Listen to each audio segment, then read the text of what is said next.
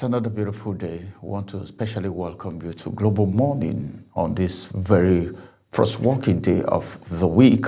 It's a blessed day, it's a beautiful day, and we are delighted and excited to have you join us this morning as we help you get your day started on a beautiful note. My name is Ramsey Enoch Agbo, and of course, Jumai Manson is in the studio right here. It's good to have you on Global Morning, Jumai Manson. Thank you so much, Ramsey Enoch Agbo, for having me. And of course, it's a beautiful time. It's a beautiful Monday morning. And to each and every one of you out there, hope you are getting up and trying to understand how today is going to look like. Well, in all, please be positive so that throughout the day you'll be positive. They say positivity is key.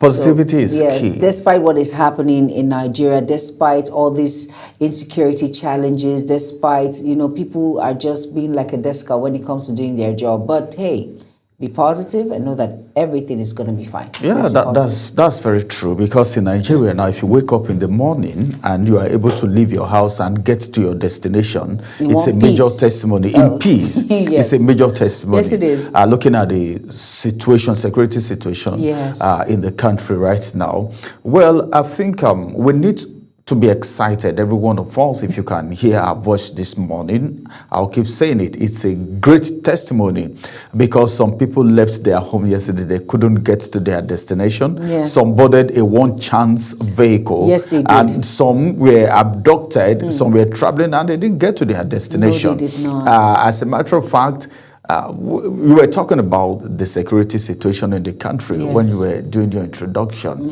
It has become worrisome.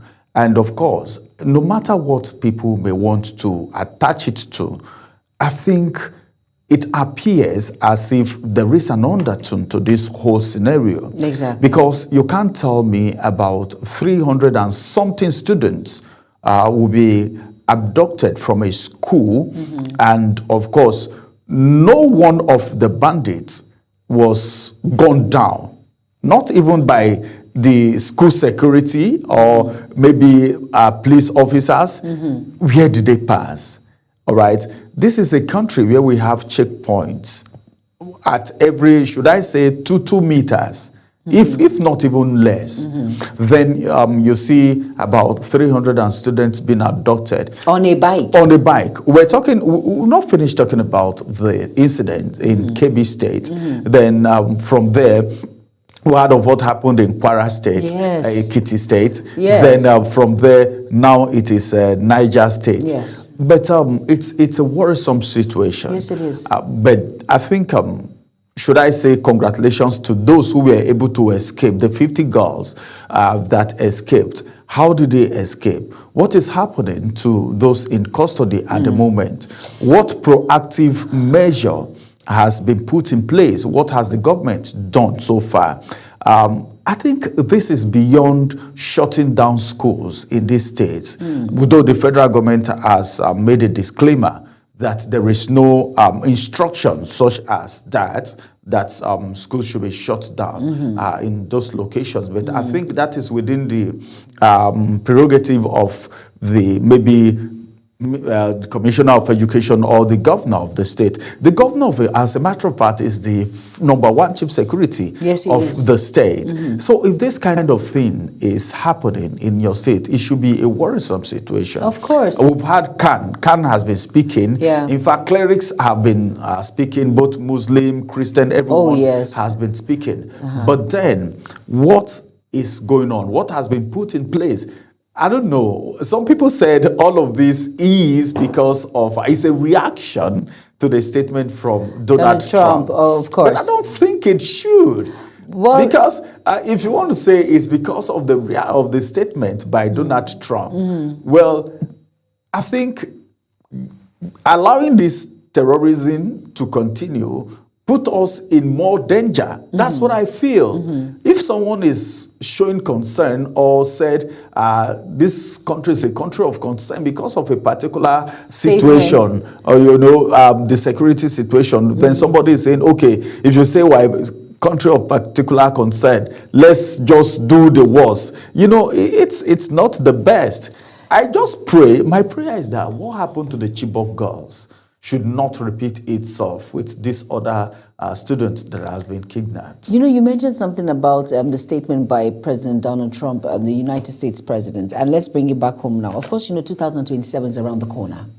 And a lot of individuals are plotting. And of course, you know, this is not as easy. It's not that some bandits will just come into Nigeria and go and kidnap girls. Of course, you know, there are financiers when it comes to issues like this. There are people, there are underdogs who are there, who are just sitting down. Who will I say Nigerians? Because my guest came up on Global Morning, and he said, of course, we know that we heard about these things, bring out attach a name to their face. And there were some names that were mentioned until today, nothing has been done.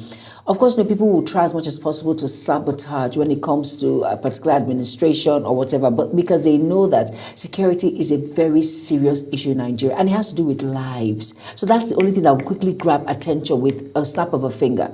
But it's just unfortunate that at the detriment of children, at the detriment of individuals who are breadwinners, at the detriment of people's lives, that's my major concern. And it's just unfortunate that this is where we are. So unless there is a boundary and we try and separate these two and do the needful when it comes to tackling and curbing and nipping security in the bud, I think we'll move forward. Yes. Because for the incident happened in Niger, on a bike, at what time? There are vigilante groups everywhere, but didn't they see? How many people go on and you did not know reactions whatsoever, no action was taken? It's enough for you to wonder and say to yourself, what is really going on? People are living in fear. And for boarding schools, would you blame parents? No. Are they trying to say children should not go to school anymore? Is that what they are trying to say? Because the attack has been on schools. Exactly. And the reason why they do that is because if you pick one child, a family has been affected. Of course. A father will be down, brothers will be down, the mother will, in fact, that of the mother, I don't even need to mention that. Theirs will be worse. Exactly. Some parents have not eaten since this thing happened. They have not. Because they don't know the state of their children. Just like the Chibok, God forbid, this should not be another replica of what happened with the Chibok girls that till today. Of course, Leah Sharibu, we've not heard a day word from just speculations that she has kids, blah, blah, blah. But you know, this is a long time. And two of those girls that escaped, one is married in the US, doing very well for herself. And you can imagine if all of them were all rescued, they would have had their lives. Some would have been graduates, you know, doing a lot of. So where is the lacuna coming from? That's the question now. The lapses, because these people are simply taking advantage of certain situations. Of course. It's either like the military have complained in the past. Some people have complained too that the kind of weapon these terrorists use is more sophisticated than what our military uses. Then what happened to our intelligence gathering? You know, like you were talking about Donald Trump a few minutes ago. This is what Donald Trump said is coming to do. It's not coming to attack Nigeria, but then to pick out the people, all right, who are terrorizing the country. Then I think one of the reasons why there is fear is because some people might be touched, like you talked about sponsors. Because sometimes if you see some of these terrorists, okay, look at, even though the guy maxed himself, the crisis, the church. If you see the video, if you watch that guy looking very tattered, looking like someone who is not well fed. Of course they're not well fed. You know, so you begin to think about the boldness. Where did the boldness come from? I know if anyone have an arm, if you have an arm, there is this level of boldness. If anybody takes drugs, substance, of course. You know, then you begin to think of how are they able to get these arms? Who is buying them the drugs? You know, because you can't just get on the street and get these drugs and just begin to sniff it or something.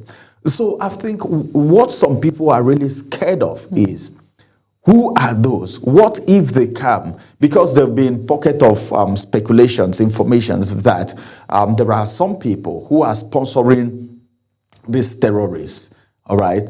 If people like that are being touched, imagine, God forbid, a governor of a state is being fingered and research show that the person is guilty, or maybe somebody high profile person in government. Or a judge or a senior advocate of Nigeria. So what this is where all this grammar is coming from. Someone was so angry yesterday to say, why would they say there is no genocide? Whether it's Christian or Muslim, genocide is genocide. True. Let's don't say there is no genocide in Nigeria. People have different, perspective to the whole situation. But what we're saying this morning is the rescue of these girls. 50 of the abducted school pupils of St. Mary Private School and both primary and secondary. That's where the problem. That's where the problem. You'll be imagining some of these kids are so little. They are so. See, you don't know the kind of trauma. The truth is, some people may not know the kind of trauma the parents are going through right now, because thank God that the 50 escaped and now they are reunited with the parents. As a matter of fact, we are saying whatever it is the government can do, please, they should try and get these children rescued. Please. Let's not have a repeat of what happened to the Chibok girls. Please. There are parents that have not recovered from the Chibok girls crisis till now. There is no closure yet. It's just unfortunate. Like, I don't know. The government, I hope they can understand. But funny enough, of course, our dear President Bola Ahmed Tinubu, I like the fact that he's so empathetic when it comes to these issues. He's trying as much as possible. Cancelling his trip is more than enough. And that's something. And for putting all the service chiefs on their toes in order to find out and bring out these girls, because he understands. You know what it is to understand the plight of parents, of guardians. It is big, and it's heartbreaking, especially. All lives are important, please don't get me wrong, but the primary school children for me, these are pupils. Are you kidding me? Those babies, the fright. Oh my goodness. I just pray the needful is done. It's very important. That's our prayer. We pray the needful is being done. But as we speak right now, 236 of the pupils are still in captivity, including 3 children belonging to staff members and 14 secondary school students. And that if you put all of that together, there are about 253 children and 12 staff members that are being held in captivity right now. You understand? Teachers, we are also part of it. Yes. Pupils are even more. So let's just keep our fingers crossed and see what the government will do. Let there be a swift action, but then we need to be proactive so that we don't have a repeat of this. Let's go on a quick break. When we return, Global Morning continues.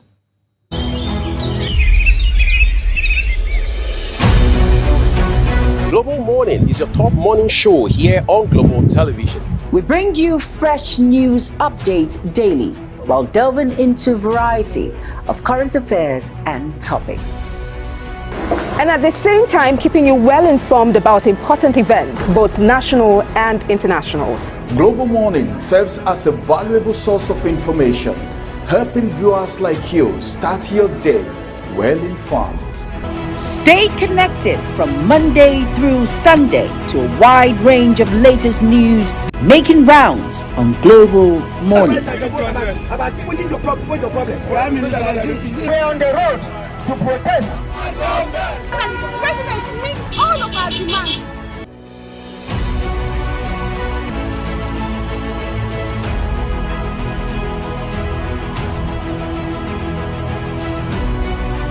This is Global Morning.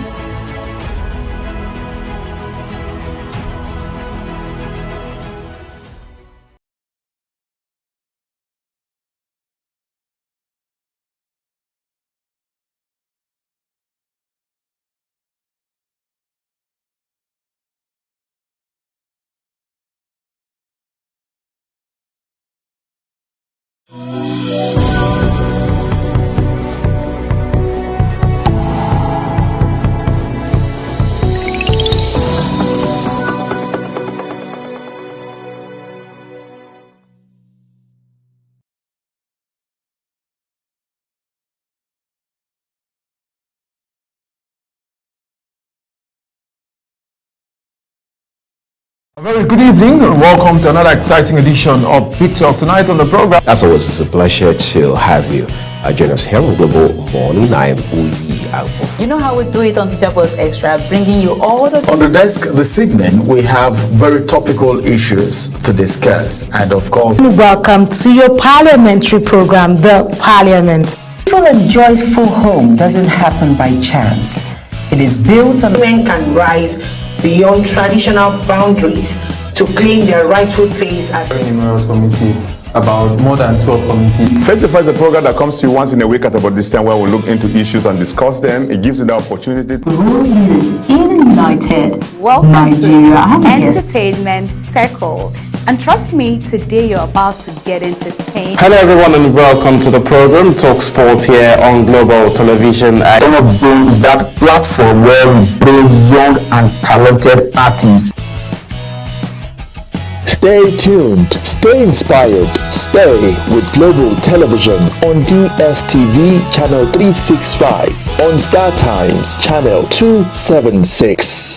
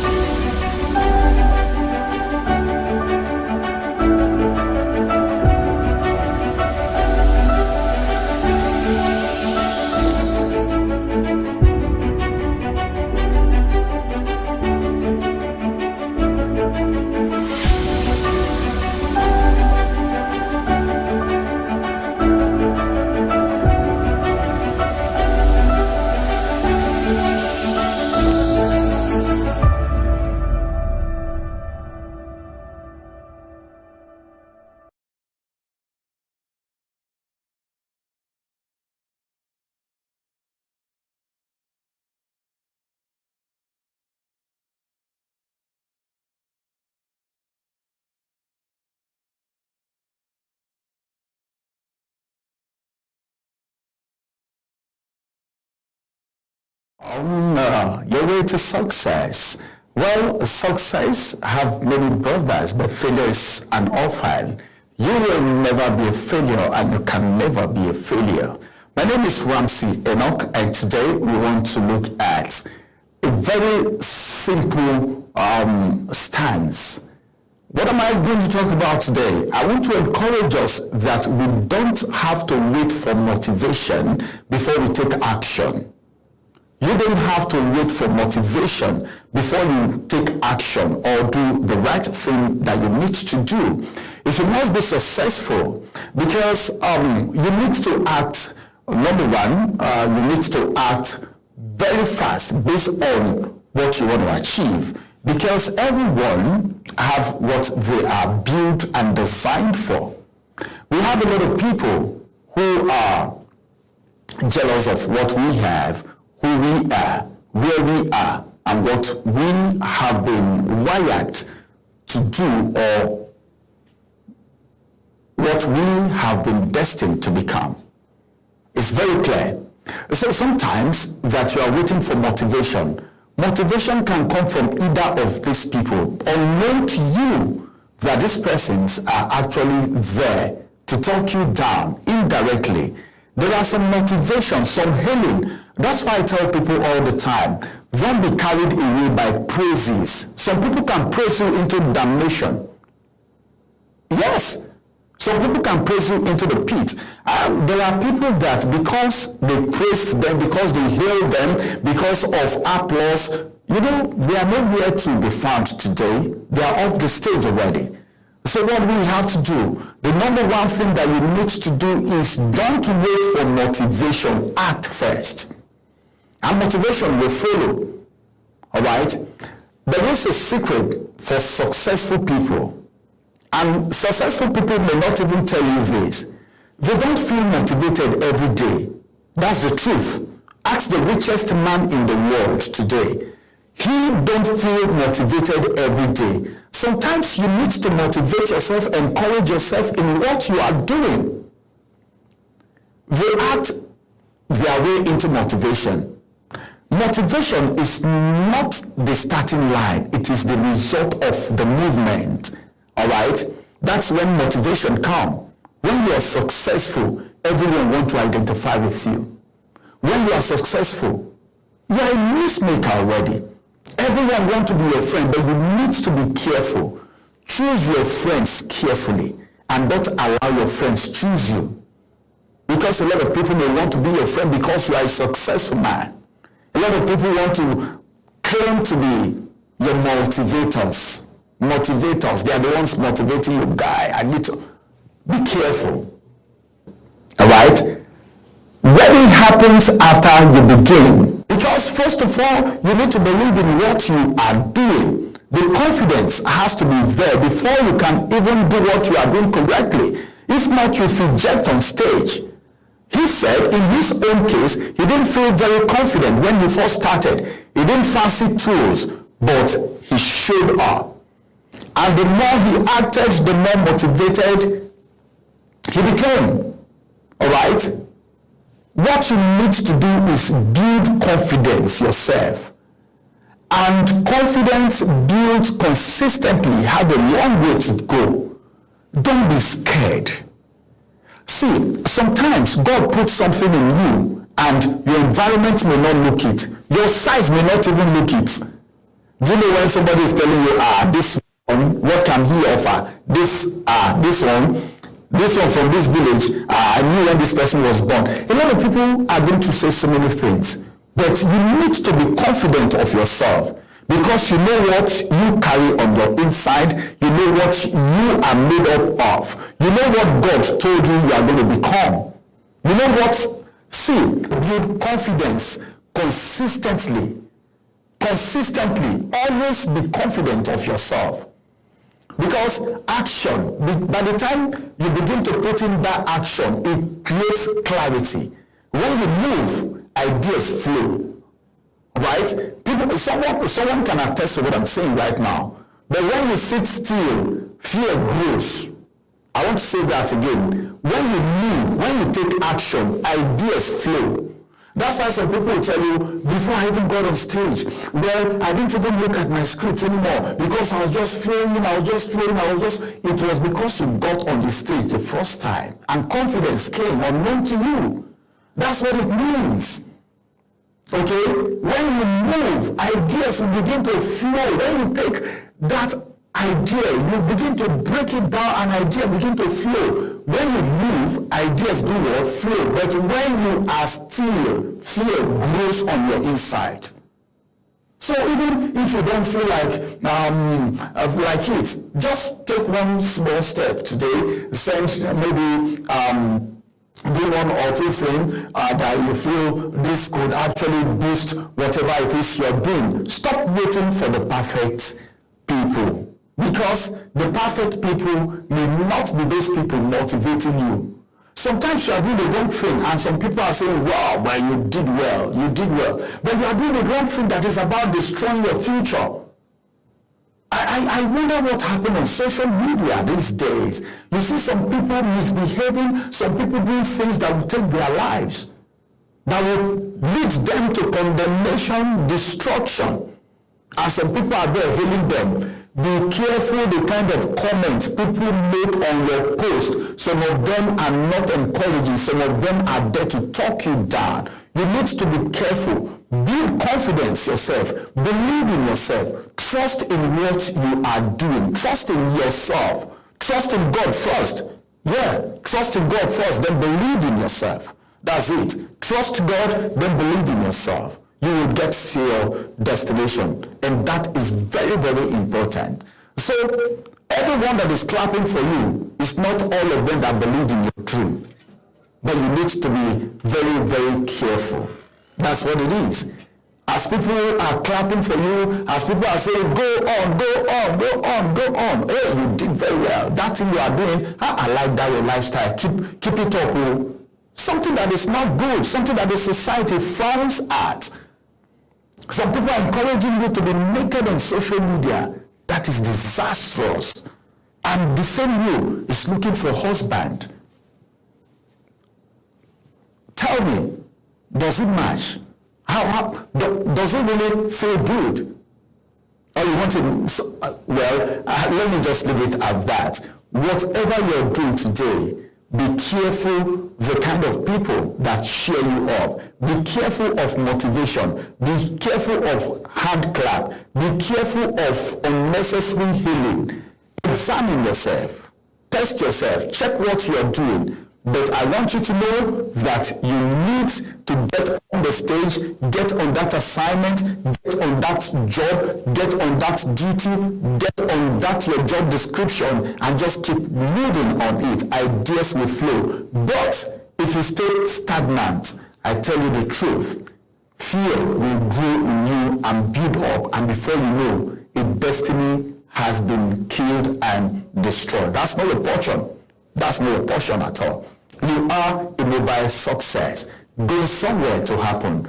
Don't allow anyone talk you down. Congratulations once again. Have a beautiful day. Bye-bye for now.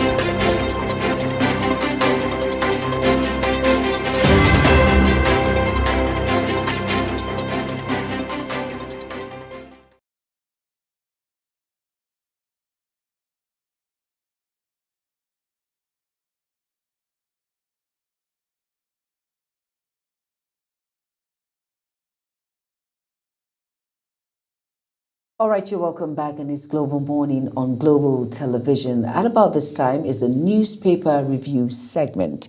And we started with the first paper of the day. It's the Nigerian Tribune. And above the nameplate here, it says, alleged $1 billion Nest Oil debt. And it says, First Bank, Access Bank, Zenith Bank MDs risk imprisonment over disobedience of court order. And of course, you can find that read on page 5 of the Nigerian Tribune. And we have on page 3 of the Nigerian Tribune, it says 38 worshippers rescued in Kwara 50 students escaped from kidnappers in Niger. And the writer there says Tinubu orders withdrawal of policies from Tinubu orders withdrawal of police from VIPs. And you can get yourself more abreast on page 3 of the Nigerian Tribune. And up next is the next paper. Over to you, Ramsey. All right, let's quickly look at the Daily Independent newspaper this morning. Majority of the papers is carrying adverts. And of course, I think just few headlines from the Daily Independent. On the Daily Independent this morning, the big story says MPC faces tightrope walk, inflation pressures mount. Details on page 29. I'm monitoring security situations nationwide. Tinubu assures I'm monitoring security situations nationwide. 50 Niger pupils escaped from captivity. 38 Kwara church worshippers regain freedom. That's a good news. Details you can find on page 7. U.S. signal broader efforts to protect Nigeria's Christians. U.S. signals broader efforts to protect Nigeria's Christians. All right. The rest is an advert coming from Nest Oil. This is going to be the size of the headlines from the Daily Independent this morning. All right, next we have the Guardian newspaper, and above the nameplate it says, Court warns FBN, of course, First Bank of Nigeria, Access Bank. It's carrying almost all the same stories, of course, from the Nigerian Tribune, and it says, against the fine orders in Nest Oil's alleged 1 billion naira debt suit. And the Star story reads, International Pressure Month on FG as states close schools over kidnapping. And that you will find on page 6 of the Guardian newspaper. Please go out and get yourself a copy as we flip over to the Punch newspaper. All right, on the Punch newspaper this morning, well, okay, a few headlines, like you can see, just beside the nameplate, you have this one which says, audit uncovers over 61 billion naira payment breaches in NNPCL. That problem has been there for a while. Then this one says, states pile up 1.06 trillion naira debit despite record allocation. And now to the big story. The big story says mass abduction crisis. That's the kicker to the story. Tinubu pulls 100,000 policemen from VIPs. Tinubu pulls 100,000 policemen from VIPs. If they want to adopt, they should adopt everybody. Is that what it means? Well, I think there's been a clamor all the while for the policemen who are meant to protect life and property instead of just protecting one individual, leaving the other Nigerians vulnerable. Very true. Because it's not everyone, as a matter of fact, that can afford the service of a policeman as maybe a security or an orderly or something, whatever they want to call it. So the president coming out because of mass abduction, withdrawing 100,000 policemen from VIPs. I think it's something. Yes, like the soldier said they want to recruit. We heard that there is need for more recruitment into the army. And some people are saying the people recruited, the last people recruited, a lot of them have been declared at war. You know, they are nowhere to be found. That's what it means. So if we can redeploy 100,000 policemen to strategic places, we're talking about these abductors using motorbike.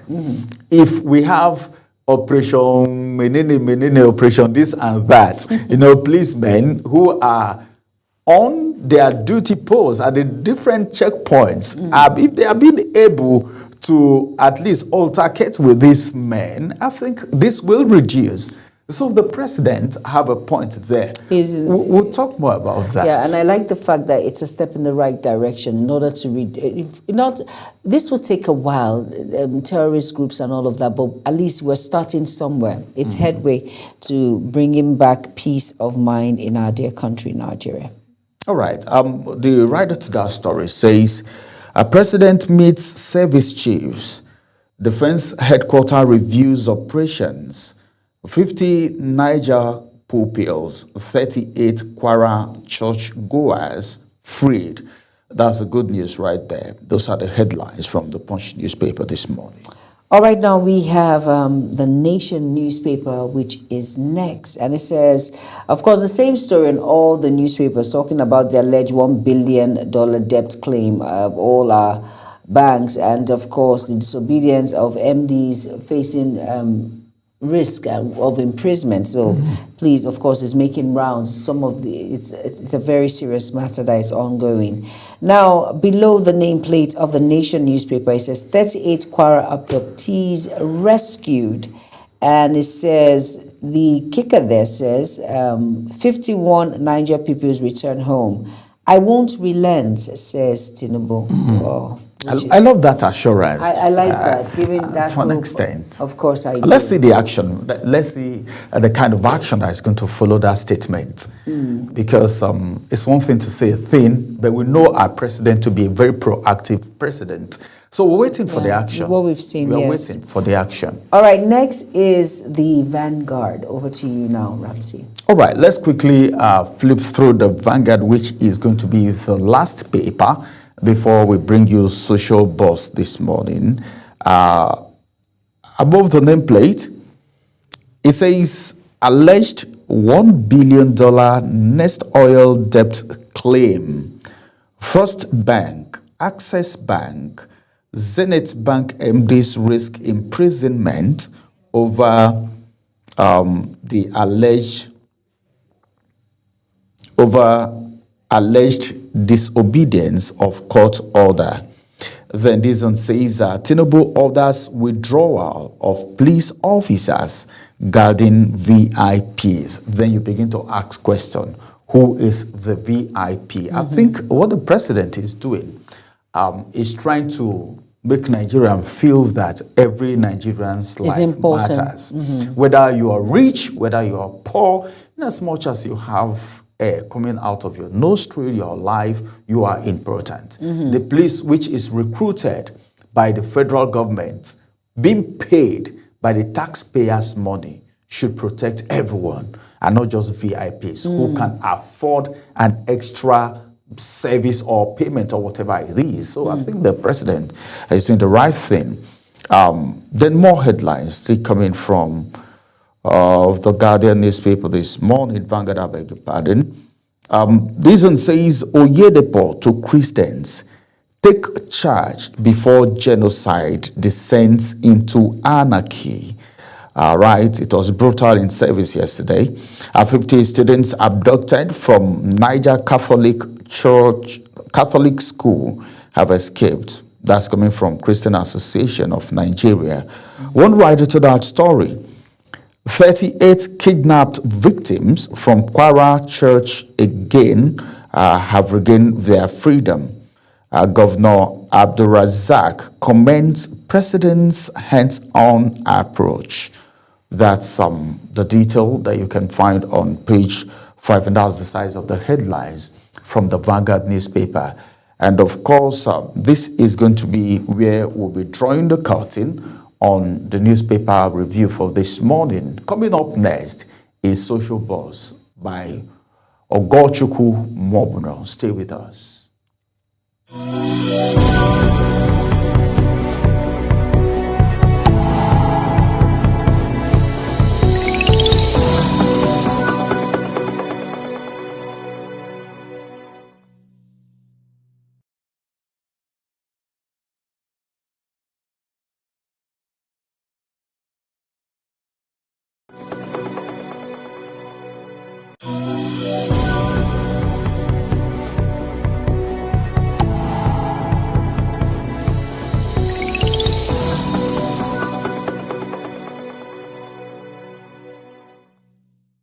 morning, the Global Morning crew, and good morning to you, our viewers. It's a beautiful Monday morning to look at what's buzzing on the internet. I must tell you that it has been a hectic weekend, and it has been it has been a bit of mixed reaction from social issues down to political issues, in Nigeria today. And we know what exactly is trending right now all over social media. It's just about the insecurity that is ravaging the country.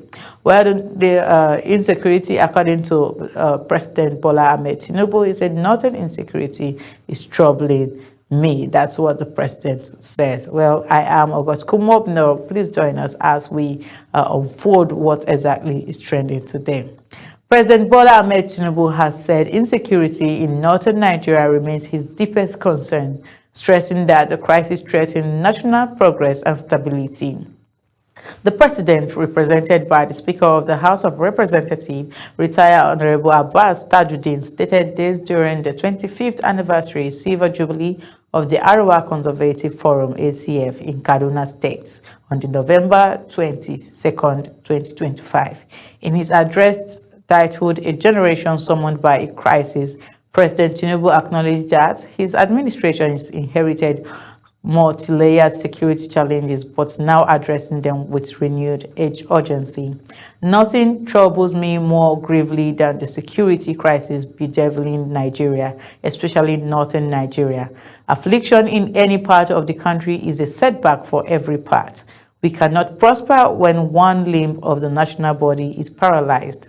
The layers and sophistication of the security challenges we inherited are daunting, but what should inspire confidence is the urgency with which my administration is pursuing solutions, he said.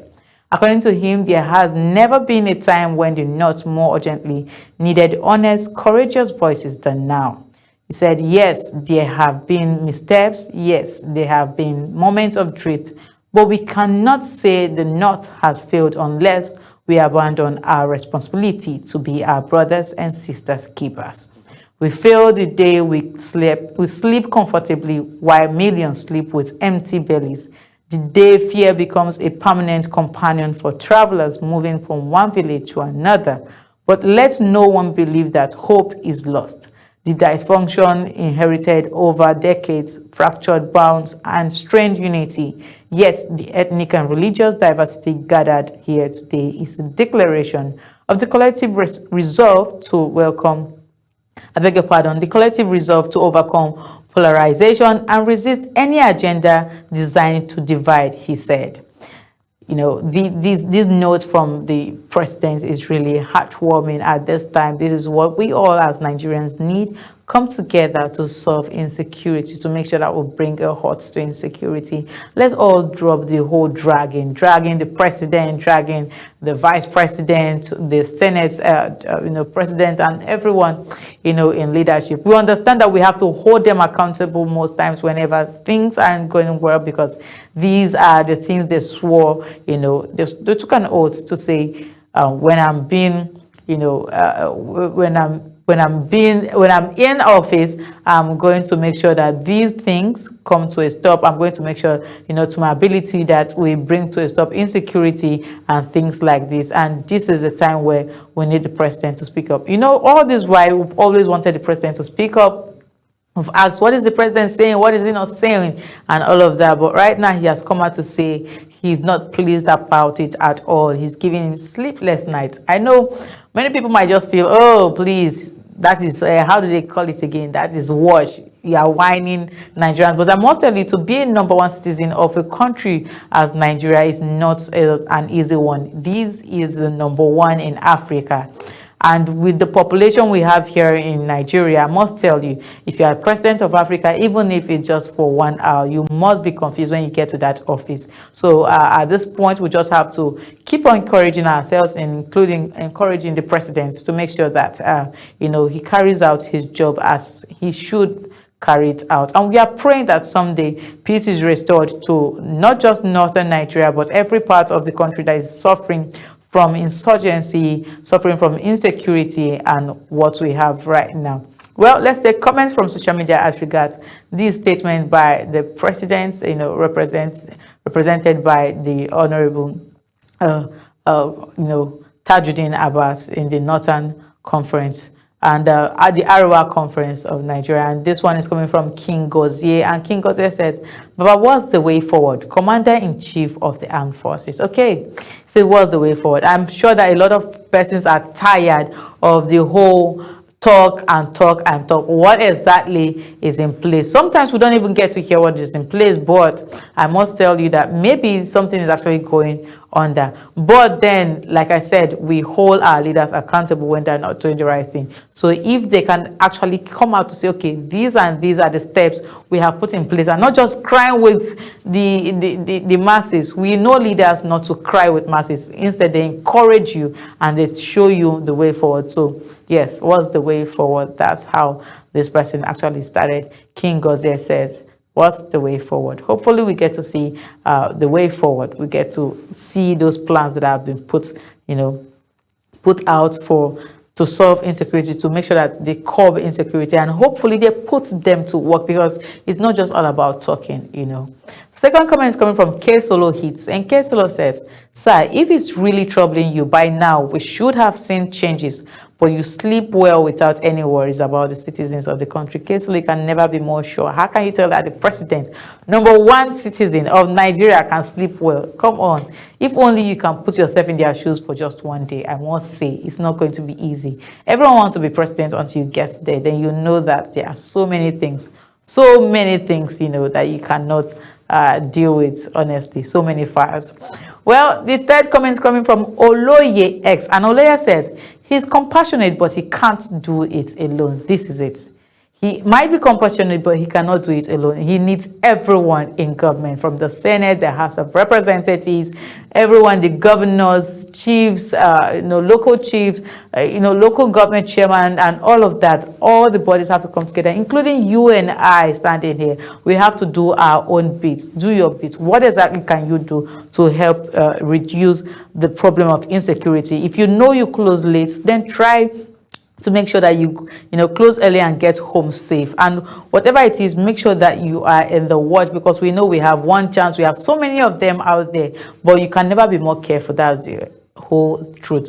But do your own part and leave the rest to God. We Nigerians are known to be with God all the time, always praying. So leave the rest to God while you do your own part. And hopefully we don't get to hear things like this happening always in the country. We pray for peace in Nigeria, and we hope that Nigeria comes back to being the giant of Africa, just like it has always been.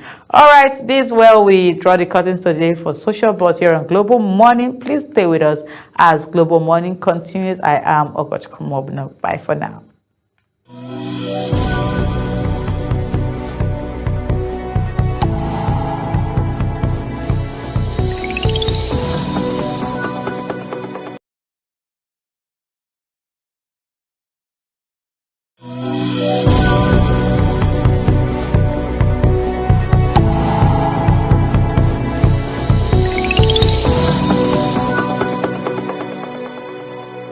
Good evening and welcome to another exciting edition of Big Talk. Tonight on the program, as always, it's a pleasure to have you. Join us here on Global Morning. I am Uyi Alpo. You know how we do it on Social Buzz Extra, bringing you all the... On the desk this evening, we have very topical issues to discuss, and of course... Welcome to your parliamentary program, The Parliament. Peaceful and joyful home doesn't happen by chance. It is built on... Men can rise beyond traditional boundaries to claim their rightful place as a numerous committee, about more than 12 committees. Face to Face is a program that comes to you once in a week at about this time, where we look into issues and discuss them. It gives you the opportunity to world news in United Welcome Nigeria. To Entertainment Circle. And trust me, today you're about to get entertained. Hello everyone and welcome to the program Talk Sports here on Global Television. Talk Zone is that platform where we bring young and talented artists. Stay tuned, stay inspired, stay with Global Television on DSTV Channel 365, on Star Times Channel 276.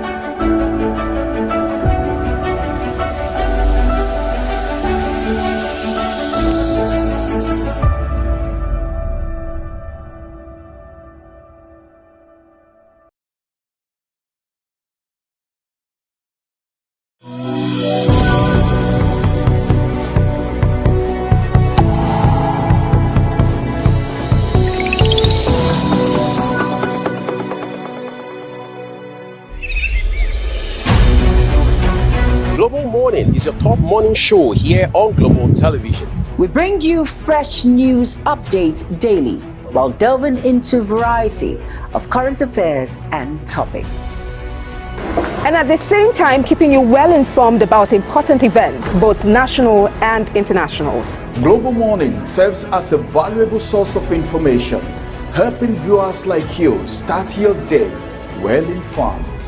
Stay connected from Monday through Sunday to a wide range of latest news making rounds on Global Morning. We're on the road to protest.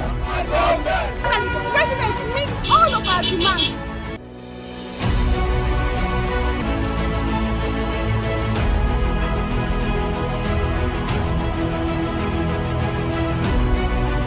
This is Global Morning.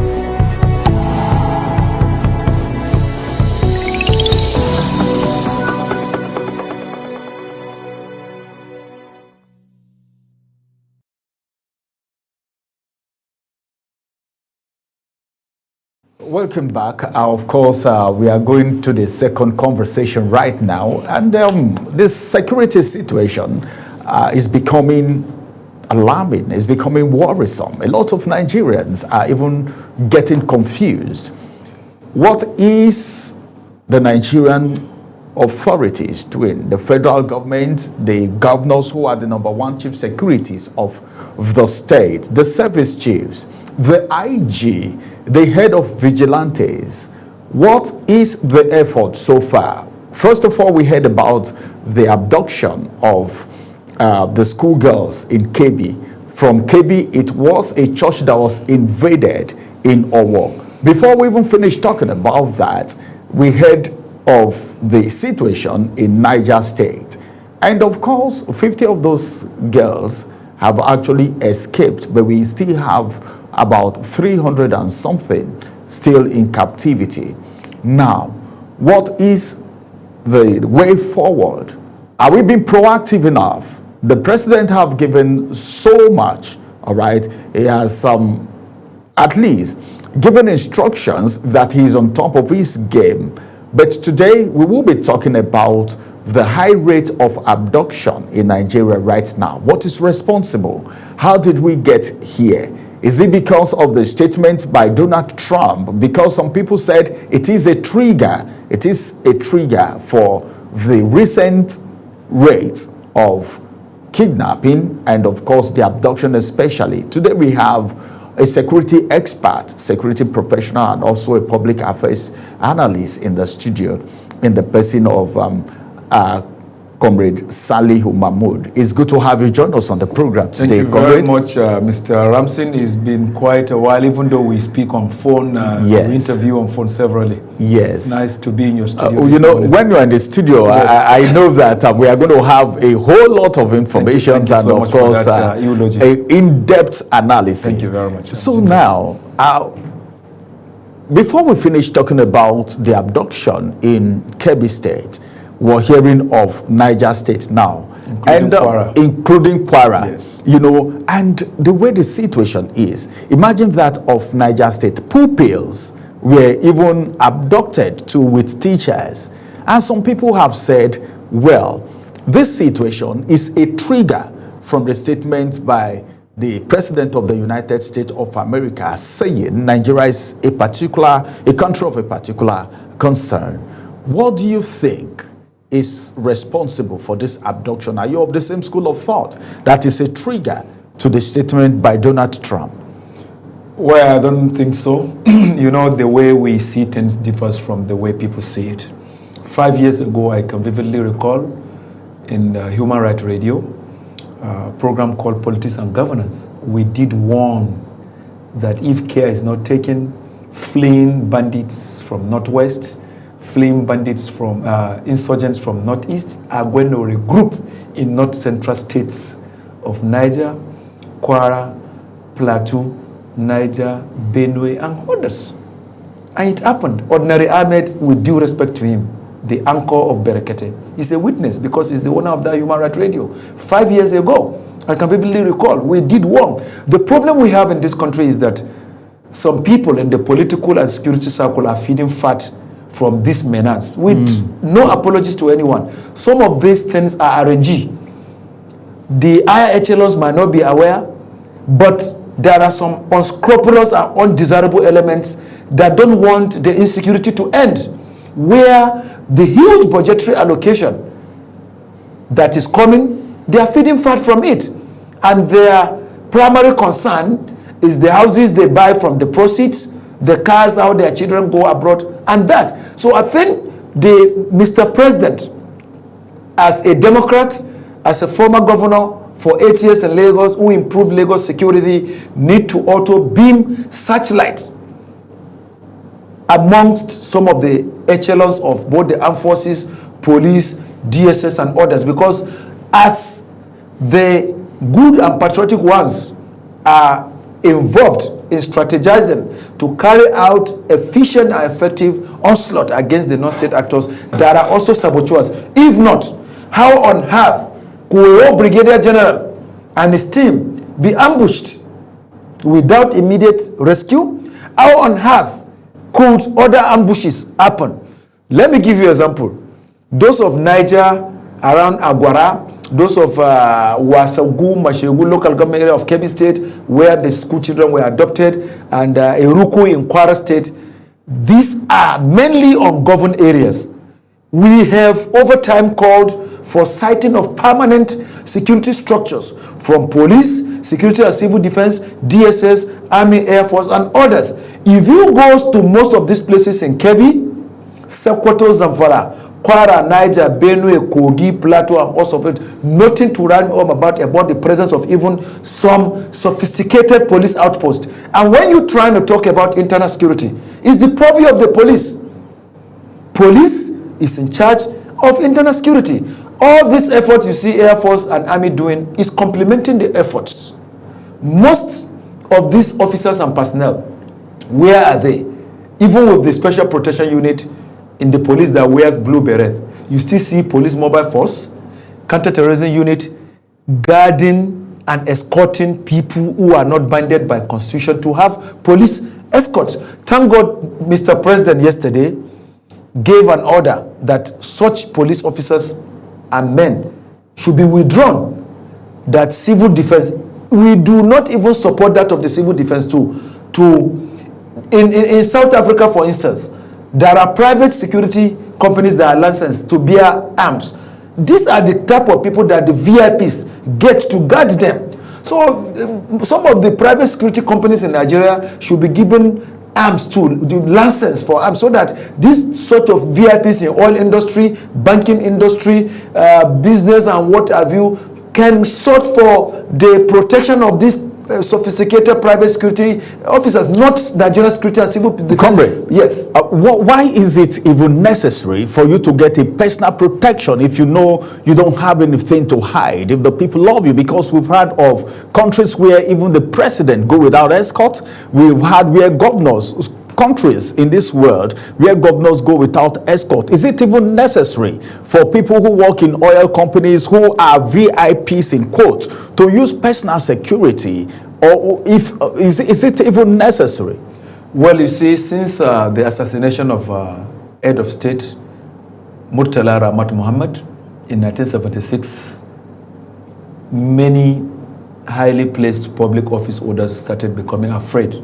That was where the mentality of convoys and Itato, late Murtala Ramat Mohammed, whom himself fought civil war, held certain juicy positions, moved with only that Mercedes-Benz that the team of Dim Kasuka shot and most of others.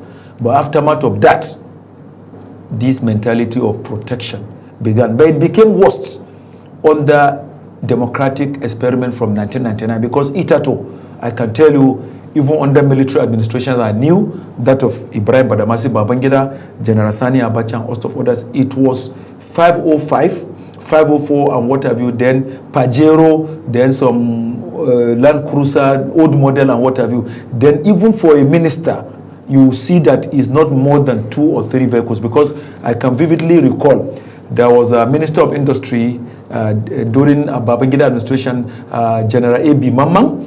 Then there was ministers like Gado Nasco, Minister of FCT. Are you with me? There were ministers like late Major General Mamman Kontagora. If you see their convoys, you will laugh. The highest car they were driving was 504.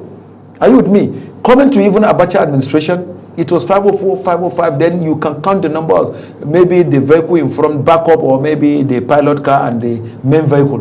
But from 1999, that's where this mentality of buying maybe like 4 jeeps for a minister, 20 vehicles for a governor, then 150 vehicles for Mr. President began.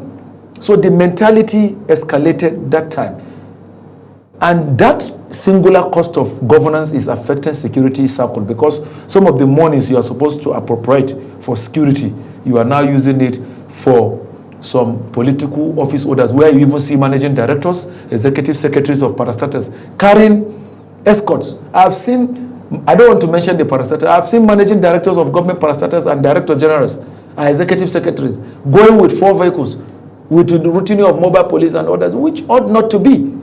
So the issues are because they know that they are not also doing the right thing. Even though sometimes in the Nigerian political scene you cannot predict. That is even for people in government. What about the people that are private businessmen? There is a particular businessman who moves with more than 20 policemen. He lives in Maitama. I don't want to mention the name. There are other ones that run clubs. They move with, I don't want to mention that they are young guys. You should be knowing who I'm talking about. Nightclubs is what they run. But what do they move with? Musicians in Lagos even move with soldiers. Go to for weekends when eyebrow Fuji musicians are moving, or juju musicians or others. You see even soldiers where they are playing. What is the link between army and where a Fuji musician or juju musician or hip-hop musician is playing? Most of these billionaire hip-hop musicians, Afro hip-hop, they move with routine of police officers. Why? This is misplaced priority. So the police officers you are supposed to post to remotest part of the country are now the ones protecting billionaire musicians, technocrats, private sector players, ES, MDs, DGs, this and that, and host of others. There are public officers constitutionally that are supposed to carry. Let me give you an example now. Itato in FCT, when you are a minister, your orderly is supposed to be a sergeant or inspector. But from one particular minister, we started seeing ASP, unconfirmed 1 star, following Minister of FCT, from there to 2 star. Today is 3 star. One day, if care is not taken, it's going to be eagle. What is an eagle officer of the police doing with a minister? You are supposed to have an inspector as the orderly, because ministers are not supposed to have ADC, but orderlies and chief details. 1, maybe 2 from DSS, maybe 1 orderly, then maybe some 3 or 4 escorts. But today, there are super ministers that moves with more than 15 vehicles. All right, comrade. Can we now say that the absence of, because of course, in the National Daily this morning, we heard that about 100,000 policemen were being withdrawn from VIPs by the president. And this is not the first time you are hammering on the issue of the policemen are not placed at where they are supposed to be placed by following big men. This is not the first time you're talking about it. I've heard you talk about it severally, even on my program. So now, can we now say that, because this is the reason I'm saying this, these people adopting these children, like that of KB, they said there was even a prior information. All right, they were intelligent information. The governor said that. Yes. Then few hours after they left, these people struck and they used bike. The same thing in Niger, you know, these people go on bike. How on earth would you be able to abduct 200 people on a bike without the absence of security operatives, even policemen who are checkpoints along the road? It is very possible because these non-state actors, particularly bandits and insurgents, they move in mass. Let me give you an example. There was a movement from Sokoto to Zamfara. Operation Fansanyama got credible intelligence through the air raid. They carried out air onslaught. They dislodged and killed up to 300. They were 2-2 on the bike. That is how they move. Even the day they were moving from Ibe to Auna and others, we got credible intelligence as civilians. We transmitted it to our people. They discharged their ownership involvement. In fact, there is a very, very hard-working Chief of Defense Plans and Policy, AVM Olatunde, is another very nice man. I don't know whether he's still there. He used to be there when CG Musa was Chief of Defense Staff. That particular Air Vice Marshal as Chief of Defense Plans and Policy is a very good man. For every intelligence information we transmit, Oga normally let action be taken. They were able to take some actions and dislodge. Let me tell you one thing. Some of these postings you see police going to, some of the police officers also like it because some of the crop of police officers, they also recruit and also patriotic. Some of them go there to make money. I've seen where police officers will tell you, please, I want to be posted to join task force in Niger Delta, anti-bunkering. Are you getting my point? Where there is money, which ought not to be. So the issues I'm saying, the mentality also has to change. But for this easy action of abduction, it goes down to issue of ungoverned areas because these bandits also move. They know the areas. For example, from Swashi in Niger, Agwara, Babana, Luma, and others. If you are moving there, you can't find 50 police officers. So if 100 bandits are coming, how can you confront them? Bandits that have RPG, anti-aircraft missiles, then you as a conventional police there, because hardly you find counter-terrorism officers there, or it's conventional, this black with your AK-47, how can you confront them? Then you don't even have a serviceable operational vehicle or gun truck.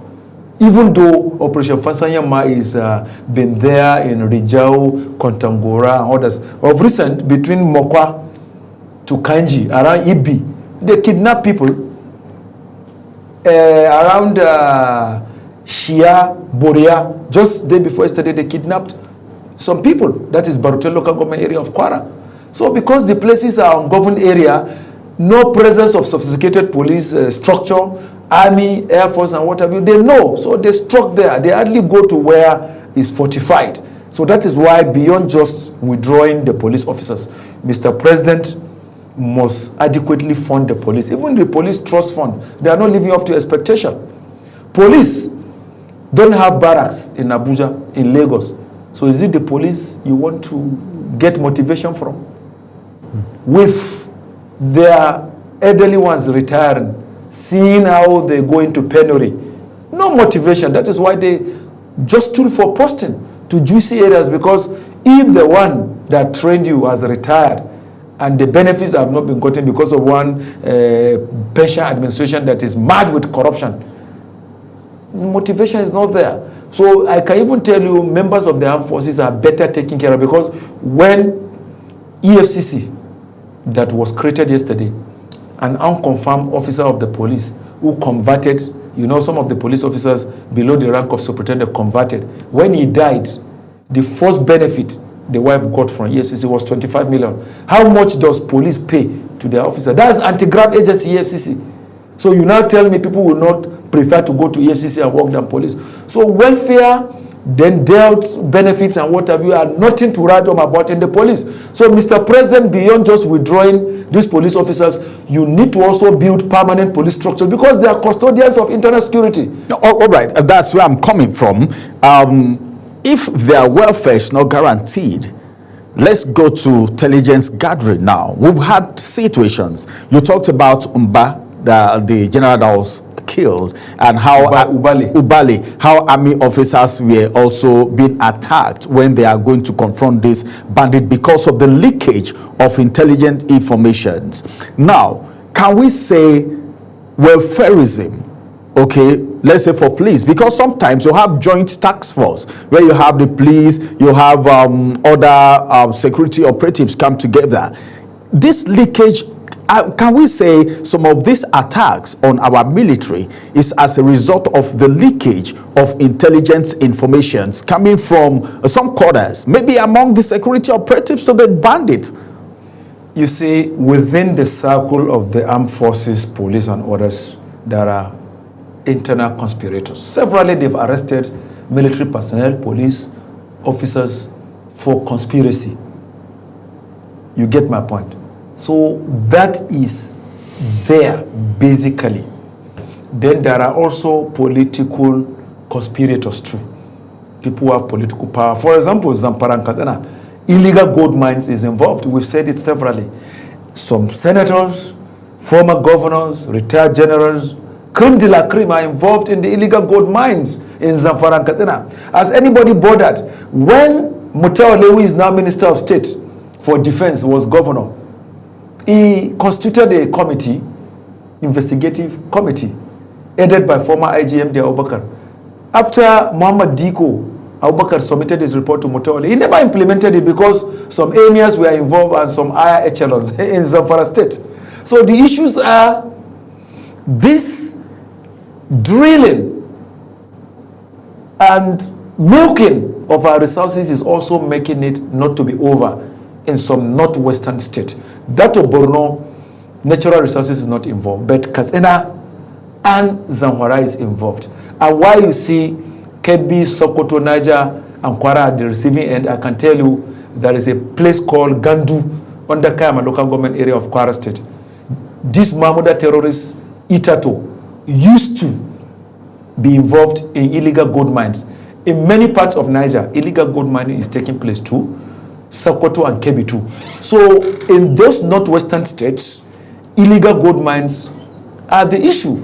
And for example, if as a private in army, constable in the police, or other ranks and DSS and others, you are in operation, maybe you are not getting it well, and you are to arrest a bandit, and you are not that patriotic and God-fearing, you don't have conscience, and they offer you 20 million, what do you expect? You give in. So monetary enticement also makes the conspiracy to be at high level among. That is why when the team are to move, they will give information. There will be, because no ambush of either the army, police is without internal conspiracy. Because how did the non-state actor know that the convoy of that brigadier general is moving? And this is not the first time. From Abuja to Benue, a military contingent was going. They were ambushed because of 21 million. Internal conspiracy. So the military and the police, DSS and others also need to scrutinize. If you are to recruit anyone, you go from ward head to head of the security agencies in that remote town where the person hails from. Without the consent of the person, you carry out what they call profiling, you vet it. Even though I know DSS and others do it, I don't know whether police still do it. What is the person's character? What has been the affiliation or acquaintances of that person for some time? What are you getting my point? For you to be able to recruit a patriotic, honest, and trustful person. But these days, godfatherism, Senator will give note, House of Reps, a retired armed robber, somebody who has been having criminal, just because it's a political talk, you give note, you get enlisted in the police, you get enlisted in the army and also of others.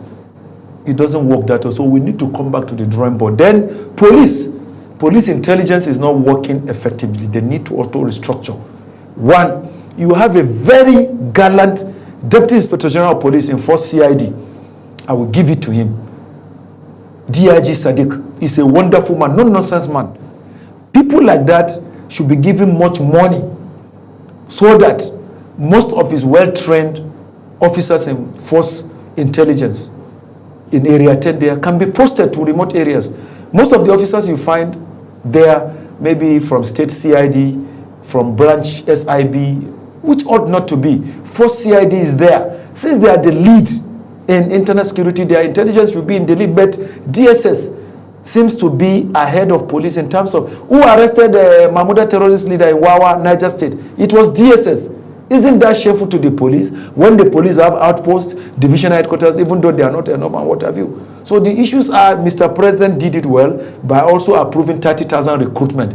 But Mr. President should also make ICPC, EFCC, DFI, and Force CID should also be involved in knowing that it is innocent and qualified, able-bodied Nigerians are recruited. It shouldn't be issue of Godfather give us and whatever. That is what kills the system, where you see police service commission will start fighting with the force headquarters and all stuff like that, which ought not to be. So in totality, Mr. President need to overhaul the entire security structure for efficiency, because their presence is not being felt in remotest part. That is why you have periodical abductions. 2 years ago in Kayama, local government area of Kwara State, I went for prize giving day and graduation ceremony of unique schools in Kayama there. I called for school protection. I said, even if the police and army is not going to do it, the Nigerian security and civil defense, they have armed squad, agro rangers and others should be made to do that. So it shouldn't be, since police are going to withdraw their officers protecting VIPs, civil defense should take charge. No, it's also constitutionally wrong. Nigerian security and civil defense corps also a player in internal security. They should be made to take charge of their constitutional roles, protection of critical infrastructures, other services as assigned. But to now go and take place of protecting VIP is also abuse of constitutional provisions. All right. You talked about ungoverned territories, which is part of the reason this abduction is happening. And of course, you actually linked it to the absence of security operatives and them not being enough and welfareism. What is the place of the governors? Are they doing enough? The governors of these states where this abduction happened. We can't talk about the security of a state without mentioning the governor, which is the #1 chief security of that state. What's your assessment of the governors? Remember, you talked about security votes. So there is this speculation, all right, in the media space, on social media. People can even talk to you. Those of us in the media space, people talk to us all the time. You know the way they talk to you too, that some persons even want to instigate these security situations so they can get more funding, which is indirectly going to go into their pocket. Let's do an assessment of state governors. Remember, FARC is going to them now. They are receiving more than they were receiving before. But then security situations still gets deteriorating. Everyone looks at the president and all of that. What happens to that of the #1 chief securities of the state? Are they doing enough? Because you talked about mining, which happened in state. You can't tell me a mining activity is going on in a state and the governor is not aware. You see, with due respect to our governors, they have limitation when it comes to national security. The constitution gives them certain role, third first role, just like the way we have 3 tiers of government: federal, camp, state, and local government. So if you are not talking about local government, what contribution? So they are just chief security officers merely. They don't have control. They cannot even give order to commissioner of police, GOC, or brigade commander. All they do is collaborate and complement. But a serious governor can also make a state secured. President Bola Ahmed Tinubu, as governor of Lagos State, did that wonderful thing, where irrespective of the security agency, police, navy, air force, army, NDLEA, FRSC, VIO and others, he gave them complementary funding, bought gadgets for them, patrol vehicles, and host of you. Because when he when he took over, then Colonel Buba Marwa as military administrator under Abdul Salam handed over to him in 1999 after he was elected and sworn in. Then Operation Sweep of Colonel Marwa as military administrator metamorphosed into Rapid Response Squad. President Bola Ahmed Tinubu, then as Governor Bola Ahmed Tinubu, transformed it from Operation Sweep to RRS. And from Oworoshoki, Okokomaiko, Igado, Isheri Olofin, Lekki Phase 1, Phase 2, Falomo Ikoyi, Oshodi, Ilukweju, Ikorodu, and a host of other things like Abule Eba, Surulere, CMS, Tinumbu, and host of others, where they were having communication gadgets, they were having operational vehicles, whatever is happening, even if it is rescue, immediately they will do that, including areas like Aja, Ibejuleki, and host of others. President Bola Ahmed Tinubu then as governor did it. He never waited for Obasanjo as president. So governors saying because of their limitation they can't do, they are being hypocritical. You can have good rapport with your commissioner of police, AIG of the zone if you have a zone in your state. Let me give you an example of Kano. Why do you think non-state actors were unable to penetrate Kano? Because when Kwankwaso was governor, up to Ganduje as governor, they did what they ought to do with the commissioner of police, AIG Zone 1, the brigade commanders, Bukavu, Air Force Base Command, and host of others. They gave them all the support. Today, bandits cannot even get to Falgore Forest in Kano. From Madobi to Rano to Gaya to Dakatsale to Enkaba to other areas, even outskirts, Bichi. You cannot go and mess up. The boundary between Kazana to Kano, through Funtua, Janguza to Kabuga, you cannot mess up. The boundary between Jigawa, Dambata, other areas up to Kano, you cannot mess up. The boundary between Kano and Kazana through Bichi, you cannot mess up. The boundary between Kaduna State, Makarfi, Giwa, Zaria, others to Kano, you cannot mess up because the governor of Kano, from Kwankwaso to Ganduje to Abba Yusuf, they are doing a lot. So governors of Zamfara, Kebbi, Sokoto, Niger, Kwara, Plateau, Benue, you mustn't wait saying that I have limitation on federal security. Have good rapport, speak good English to your commissioner of police. Don't say I'm a governor, elected governor. You see, pride and arrogance kill sometimes. This officer was trained not by you. He's posted there by federal government. Just do a good rapport. I know governors that the moment commissioner of police is arriving, GOC is arriving, flag officer commanding for river areas is arriving, air officer commanding is arriving, NDLA commandant is arriving, controllers of immigration is arriving, customs, and also other sector commander of road safety is arriving, DSS director is arriving. When they welcome them to government house, the first thing they ask, what are your operational challenges? They give monies out of the security board and others. Are these governors doing that in where we have insurgency, even though I know Zulum has been doing enough? I know Lawan Dere in Zamfara said he has also been doing enough. What about other governors? So like Kwara State Governor, with due respect to Abdurrahman Abdurazak, advent of Mahmuda terrorist invasion of Kayama, Baruten local government areas of Kwara State, when it went viral, he left what he was doing. He paid visit to Emir of Kayama's palace in Kayama, Kwara State, alongside GOC 2nd Division, where they promised. And the now incumbent Chief of Defense Staff, then as Chief of Army Staff, went to Ilori.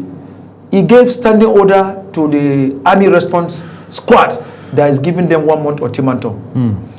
In conjunction with the police who had earlier said there was nothing like Mahmuda terrorist presence in Kayama local government and Baruten, they carried out onslaughts around Kayama, Kemanji, Karozi, Bane, Basoro, Gure, Chikanda, Nyani, Taberu, Gwanara, Kenu, Okuta, Shia, Boria, including where?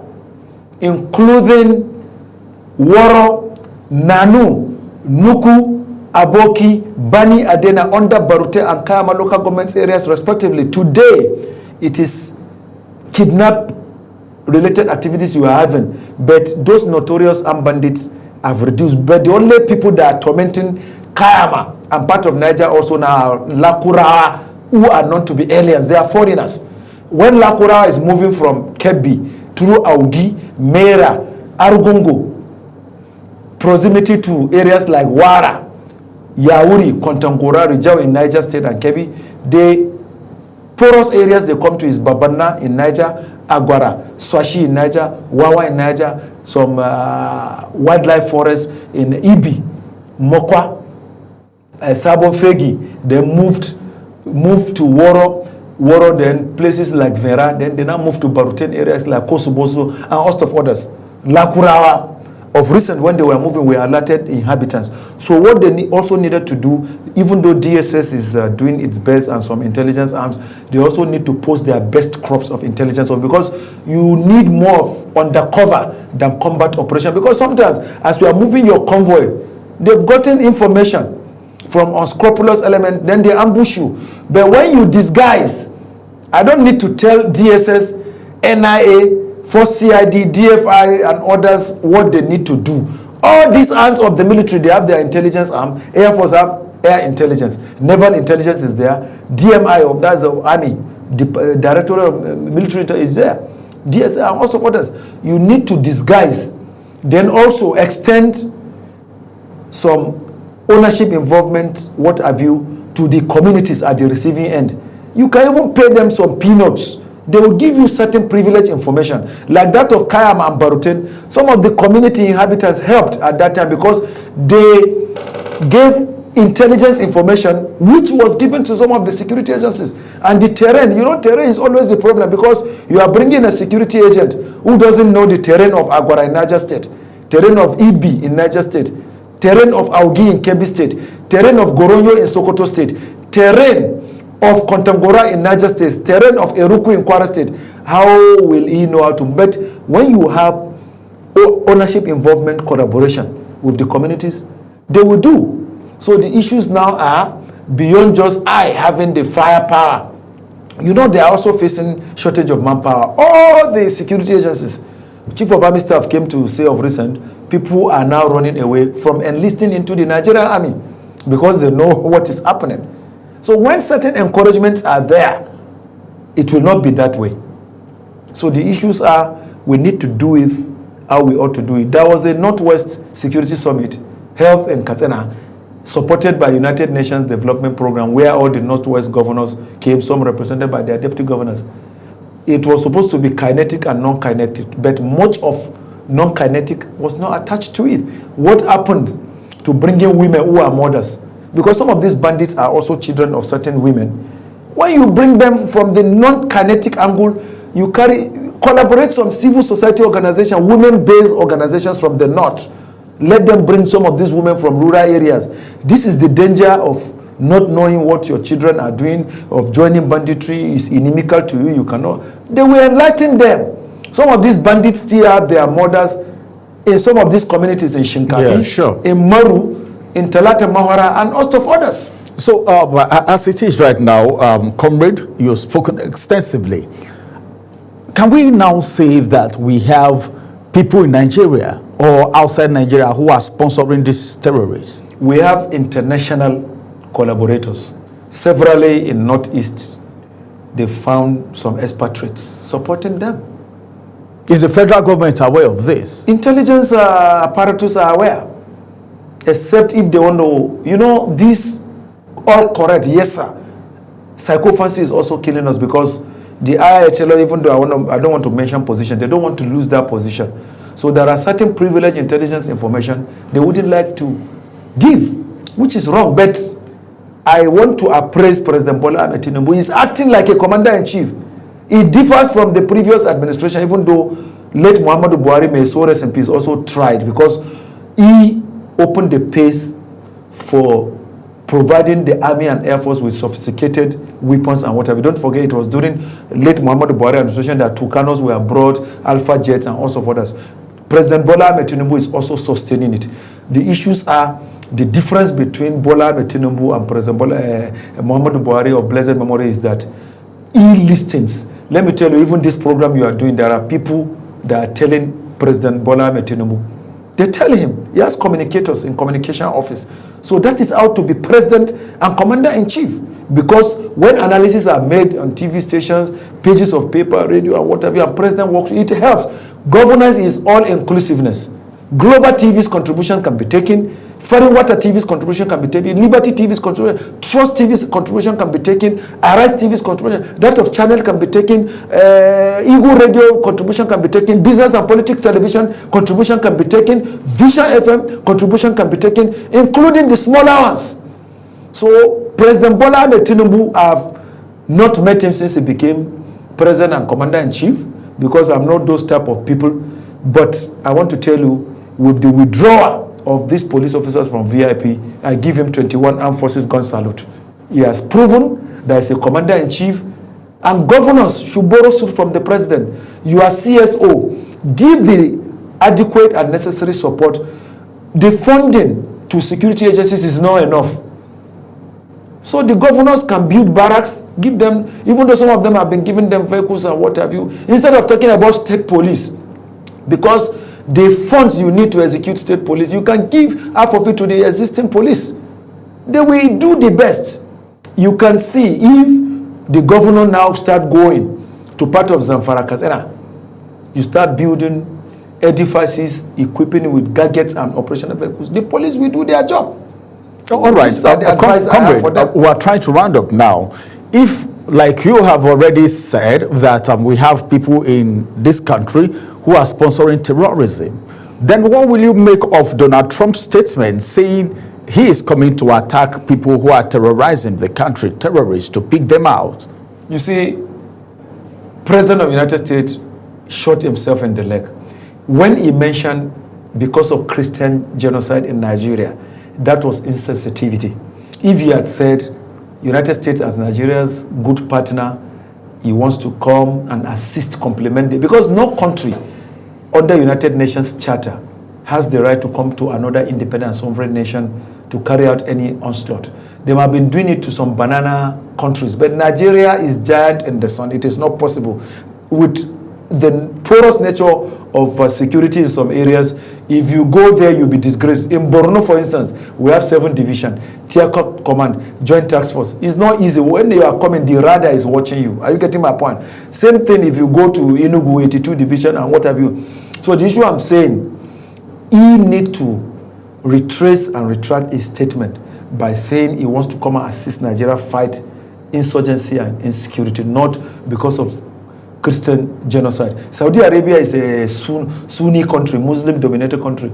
Highest money U.S. gets comes from Saudi Arabia. Highest money U.S. Trump himself said it when he visited the Crown Prince of Saudi Arabia. So away from the Christian genocide thing, yes. There is genocide, but not just Christian, Muslim, everyone. All right, if the United States decides to come pick or maybe help Nigeria eradicate terrorism and probably handpick or sanction sponsors of terrorism, what would be your take outside whether it is Christian genocide or anything at all, but there is genocide? If American government decides to send some of their Marines to collaborate with Nigerian army, then their FBI with the police to curb and reduce the menace, it will go a long way. But not infringing on our fundamental rights as independent nation. You see, we know what is international politics. Mineral resources are also a business. For example, we have Shell and Chevron in Nigeria. Since Dangote started refining oil, America, of course, will not be happy because those crude oil you take there to refine, after what they use in exploiting us, they also manufacture some insecticide and other things from it. It will no longer happen. So there are also certain things we see. You see a layman on the street can talk anyhow. But anybody that knows diplomacy, security, and what have you, you see, we have been in this business since General Sani Abacha administration. It's not today. So as a young man, I was 19 years, Ramsey, when I started following Abacha's people. I was with late Ambassador M.C. Abubakar, who was High Commissioner to Sierra Leone. He in turn introduced me to National Security Advisor Samaila Gorzo. I was galactroting from West African country to the order. So the issues are from 19 years for a young man to know about security before he even got his university degree. You know, it's not easy. So most of these things we are doing, we started it. May the soul of General Sani Abacha rest in peace. That's why he said, if insecurity persists for more than 48 hours, it has government ends in it. General Sani Abacha was right. There are some so invariable. Can we now say that the insecurity in Nigeria has exceeded? There are political office holders who are also collaborators and conspirators. There are also some unscrupulous and undesirable IHLs of the armed forces, police and others, because they don't want it to end, because they are making billions to build houses in Guzape, Ikoyi, abroad, and all sorts of other things. Look, let's call a spade a spade. Death is one. As I'm 50 years old by the grace of God. Before Gawan became, he was less than 40 years before he became head of state. So at 50 now, golden age, I shouldn't be afraid. So legacy, and exceeds materialism. If we don't put the record straight, you see this clip you are going to have on YouTube and on Google, it's going to stand the test of time. Where one day when I'm in the 6 feet, they will say, oh, there used to be a Comrade Saliu. That's the type of legacy I want to live. When I pray to God every day, I don't pray to drive 20 million when some members of my family cannot afford 3 square meals. I'm not a dissident. I don't pray to have 100 million naira house when I cannot help somebody with 500,000. So we chose this path because we want the country to build. When Sir Ahmadu Bello died, Tafawa Balewa, Nnamdi Azikiwe, Samuel Ladoke Akintola, Obafemi Awolowo, how many companies or estates did they leave? How many cars?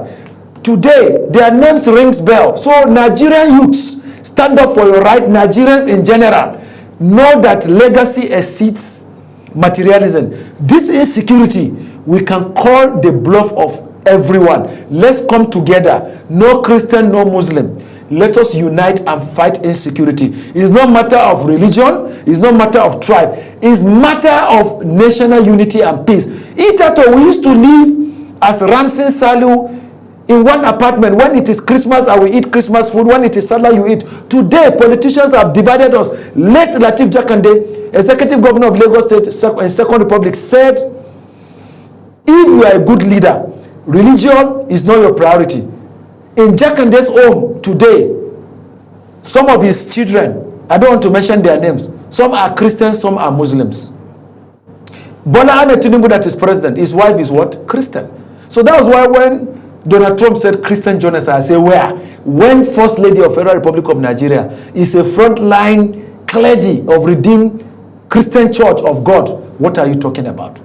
When you have late former Director of Military Intelligence, General Ibrahim Sabo of blessed memory, till he died, his wife was a Christian. Nenani Usman, you are hearing, former Minister of Finance, she's still a Christian. The husband, late Emir of Jere, is a Muslim and he died a Muslim. There are many records I'll bring to you. Go to Zuru, former Chief of Army Staff, Ishaya Abame, Lieutenant General, the senior brother who was chairman of National Drug Law Enforcement Agency under Abacha, Muslim. The junior brother, Senator Danladi Bamei, Christian. Yeah, comrade, but that doesn't negate the fact that there have been killings, because there are proofs to all of this. There have been killings, both Muslim and Christians alike. That doesn't negate the fact that there have been killings. But maybe the statistics that got to Donald Trump had probably more Christians or whatever, but the situation is that there have been genocide. I think what we should concentrate on as Nigerians, like you have said, like you have spoken correctly, it is put religion aside and get rid of this menace so that we can have a better Nigeria, so that we can have a good legacy to leave behind. Don't you think that all we should do right now is to join our efforts together to get rid of this genocide, whether Christian or Muslim, because every Christian or Muslim's life matters, even pagans, even free thinkers. Don't you think so? You see, Donald Trump was misinformed by the delegation to the Congress of those clergies. I will give you an example why it's not only Christians. Oh, at time. All right, just try round up in just a minute. When some people were going for a wedding in Kwampam in Plateau State and they missed their road in Mangu, those guys that massacred them were Christians. Did this clergy take it to U.S. Congress? That is number one.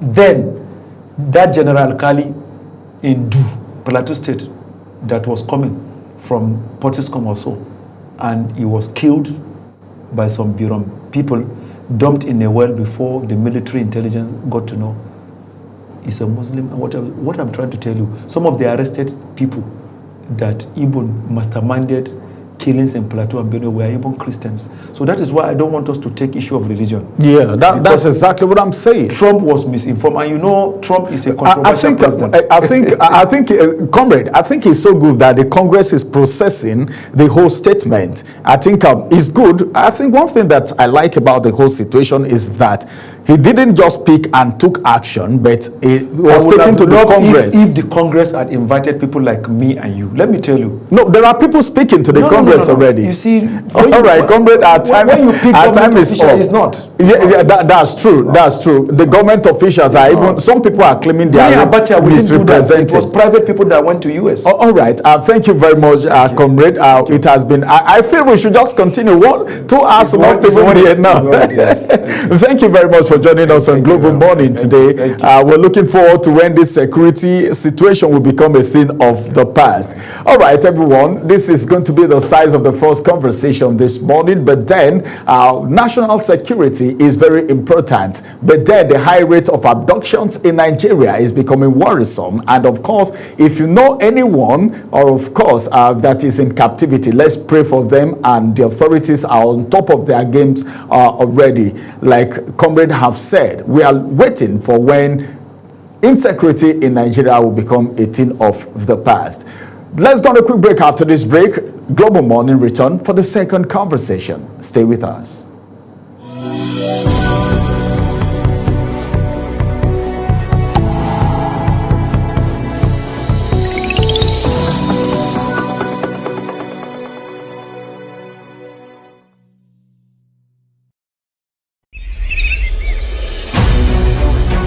Global Morning is your top morning show here on Global Television. We bring you fresh news updates daily while delving into a variety of current affairs and topics. And at the same time, keeping you well informed about important events, both national and international. Global Morning serves as a valuable source of information, helping viewers like you start your day well informed.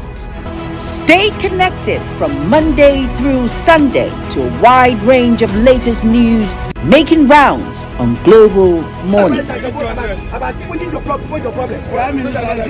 on the road to protest. And the president meets all of our demands.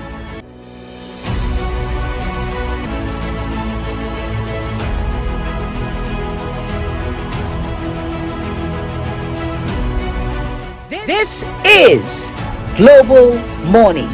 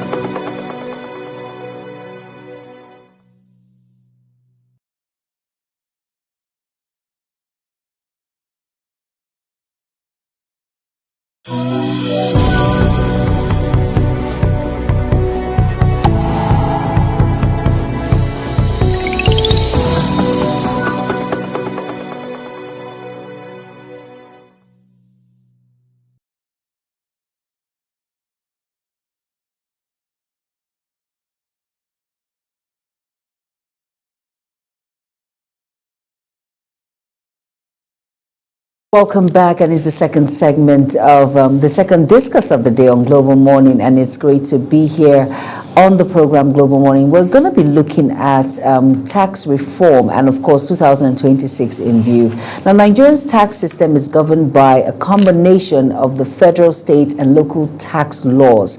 Now, the primary legislation includes the Federal Inland Revenue Service, that's the Establishment Act, Companies Income Tax, and, of course, Personal Income Tax, Value-Added Tax, now Custom and Excise Management Act, and various sectors of specific laws. Now, recent Finance Act have introduced progressive updates, and additional reforms are anticipated by 2026. Now, Nigeria's recent Finance Act aims to align tax laws with economic realities, improve revenue, and reduce ambiguity. Now, by 2026, continued consolidation of tax laws and digitization is expected, including, well, better integration of tax systems across FIRS, state, and customs, stronger anti-avoidance rules and enforcement. Now, what do we expect by 2026? Let's say a more harmonized tax administration through joint tax force, digital platforms, stricter enforcement, including real-time tax monitoring, possible amendment to VAT structures, split revenue, or new sales tax debate. Or we will say more incentives for manufacturers, exporters, renewable energy, digital industries, clearer rules for cross-border transactions, and transfer prices. A lot of English, right? I know. Now, joining me on this particular segment of the program is Afeez Ismaila. He's the MD CEO, Ollad Finance Limited. He's a financial tax and training consultant. And like I said, we're talking about the tax reform 2026 in view. Do not go anywhere. Stay tuned.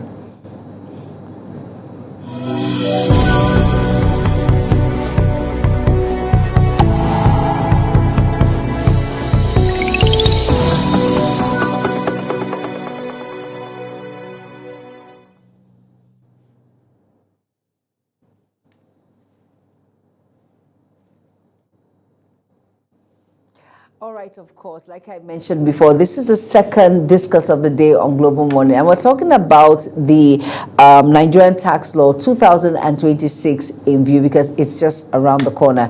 And of course, Mr. Afeez Ismaila, he's the MD, CEO, Ollad Finance Limited, and of course, he's a financial tax and training consultant. Good morning, it's great to have you on the program. Good morning, and thanks for having me. Yes, it's great seeing you here, because I am excited because of this tax laws that is ongoing. That is, everyone has a different notion about it when it comes to the issue of tax. Like, it's, I don't want to say it's a serious problem, but can you just enlighten us? What are we supposed to expect? 2026, if we're in January, we're going to be talking about this particular policy in place. So please go ahead and tell us, what does it really curtail? Is it something that you and I or the common man should be afraid of?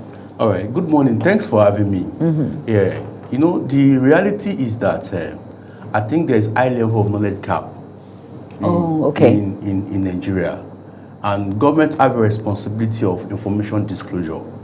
That whenever there's any new reform, there's any new policy, it needs to be effectively communicated to everyone so that people can have an understanding of what it is.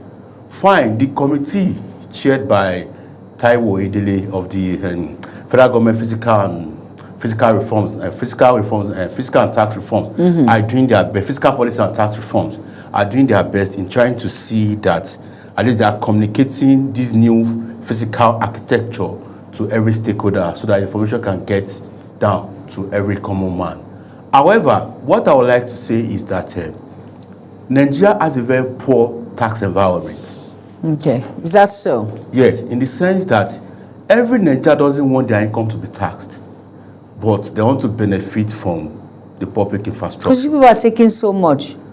No, you see, and I think these are the kind of clarity we need to give the public. I engaged in one argument over the weekend with some of my friends, and they were saying that the federal government have introduced new tax in this recent tax reform that is going to take effect in January 2006. Yes. And I had to stand to correct them. I said, this is people like you that are misinforming the public. There is no new tax that have been introduced in this reform. What government have done is that they've tried to consolidate all these taxes into a single framework by suspending, amending, and repealing some certain laws. And I told the guy, I said, come, please, I need you to go back and read the 4 bills. If there is any area where there's a new tax, apart from what you and I know, thank God you studied accounting the way I studied accounting, I'm going to give you 50,000 to go and take lunch at Transcorp. And I'm also saying it to the public too as well. If there anybody can tell me that there's a new tax that have been introduced in this new tax reform, I'm ready to give that person 50,000 to go and take lunch at Transcorp. Why I said so is that you don't give what you don't have. Say what you know. If you don't even like the government, that does not mean you should not begin to say things that are against the government. Or misinform the public. Or misinform the public. And that is what is going on. People are so scared. I don't need to keep my money in bank account. Government is going to tax it. Exactly. It is possible. The president, Bola Ahmed Tinubu, is going to tax the air. No. They are just trying to correct the narratives. Nigeria tax to GDP ratio is a single digit compared to what is happening in other countries. Okay. So we're not trying to, how can we harmonize? In fact, among all the reforms that have been developed during the start of this administration, tax reform is still one of the best that if people know the benefit, they will have even asked them to implement it by now. Why did I say so? Somebody who earns 100,000 as a salary will not pay tax for next year, based on the income band. That is number one. Okay. Number two, SMEs that run businesses that their turnover is not up to 50 million. They have been exempted from paying tax. So which means that they will have cash flow to expand their business. Do you understand my point? Yes, I do. There are a lot of incentives that have also been introduced. VAT, which is a consumption tax. That's the value added tax. Value added tax. There are some certain items now that are VAT zero or VAT exempt. For example, food, medical, education, about 5 critical commodities, but those are the ones I can remember now. Now, and they have even done it to the point that you can even claim inputs. What does that mean? Is that in taxation, in VAT, we have what we call input VAT and output VAT. Output VAT is what is being collected at the point of sales. Input VAT is at the point of purchase. Now, what the government has even said that, like an educational institution, now let me use like a school, you don't charge VAT on tuitions. Okay.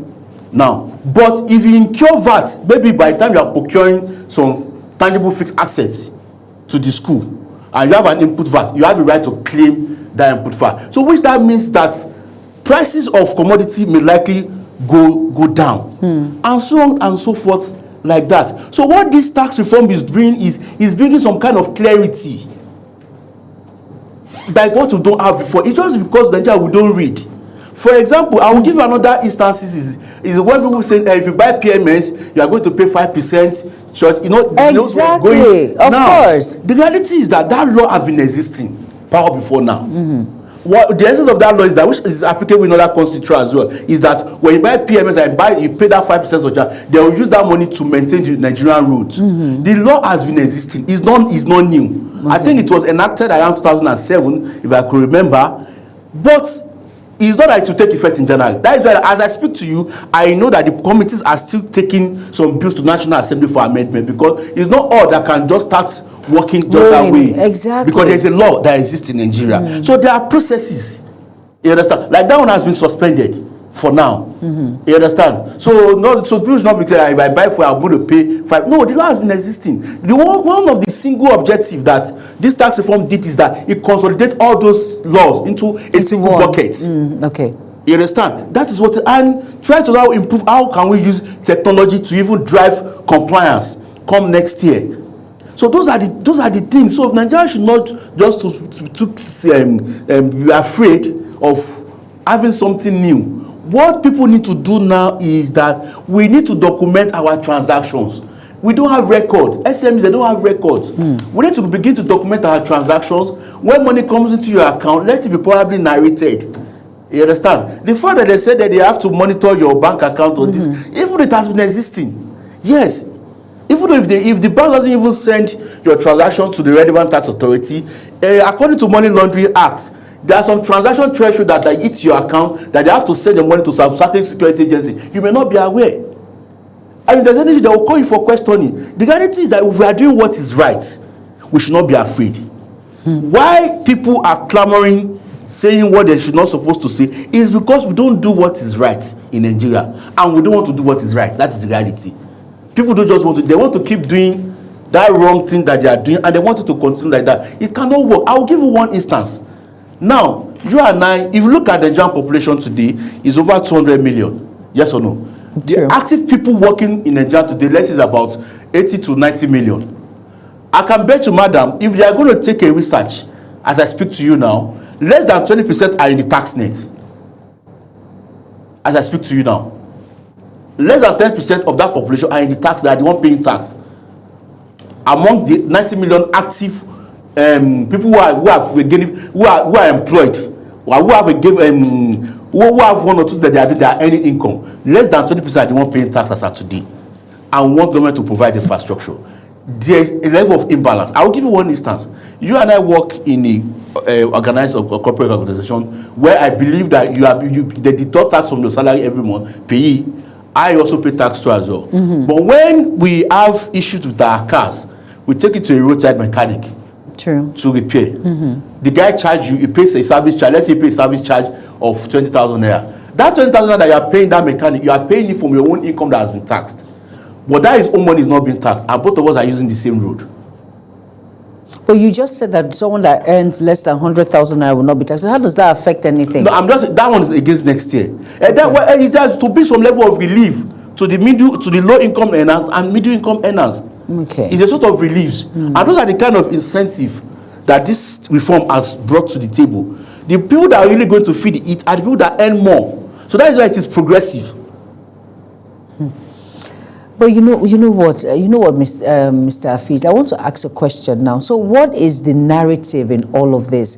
Like we mentioned before, we are misinformed. We do not understand. Some people are even clamoring that they are not taking their money to the bank because they do not want it. Because the way it's being slashed is really scary. Someone will tell you if you earn like an instance, you're the accountant, you're the professional, so you know better. So for someone that earned, let's say, 2 million naira, how much is this person taking to tax? Now, in the way it is being done, there are some income bands. Okay. We have the existing and we have the new. Unlike the existing now, your first 800,000 from your taxable income will not be taxed. Okay. At zero level. Let's say, for example, your taxable income is 2 million. From that 2 million, 800 will be taxed at 0%. So, which means that what the income band will be applicable to is 1.2 million. At the end of the day, if you look at the comparison of what the income band it is now and the one that will take effect from next year, you will see that there's some level of disparity which favors people who earn a lower income.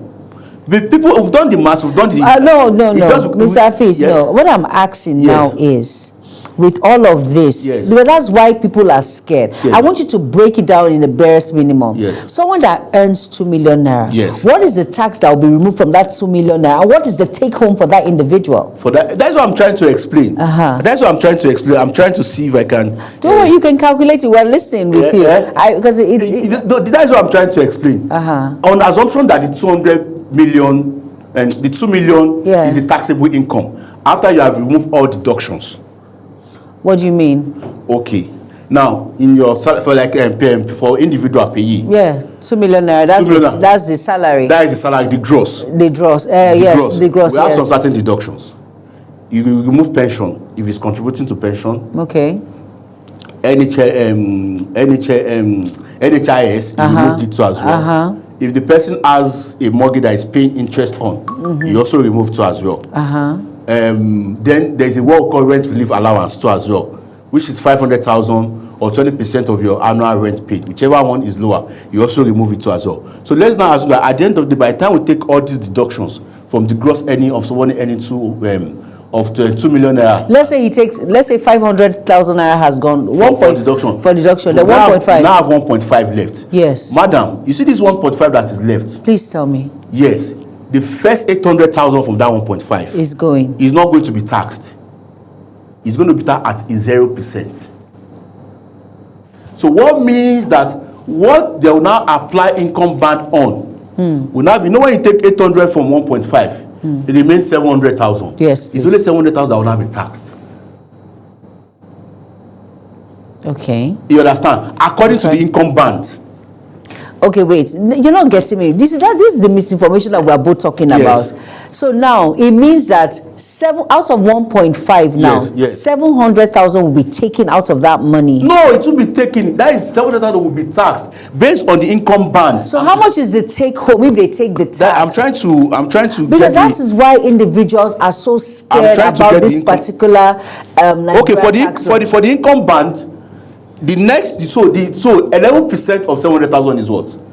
You're the accountant. Like 10%, I can get down 10%. That is about 77,000. What will be taxed from that individual is 77,000.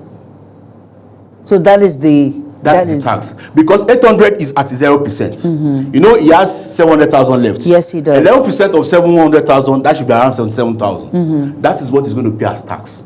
77,000. 77,000. Okay. We have what called income band. From the income band, your first 800,000 is at 0%. 2.2 million, 11%. That is if your income fall within that bracket, 11%. The next is 9 million, 15%. 13 million, 19%. 25 million, 21%. Then above 50 million, 24%.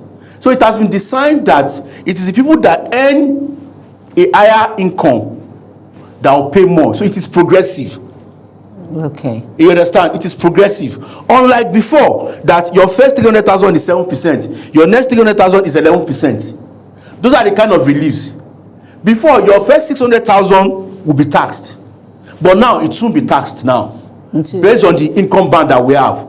Then I said your first 800,000 is at 0%. Okay. What will be applicable to tax? It will not be 700,000 at 11%, and that is about 77,000. Like I said, it's just about awareness that Nigeria don't have, knowledge gap. You understand? And that is why the media need to do more from time to time to see how people can be well educated about these reforms. It's a reforms that is going to benefit everyone if everybody comply.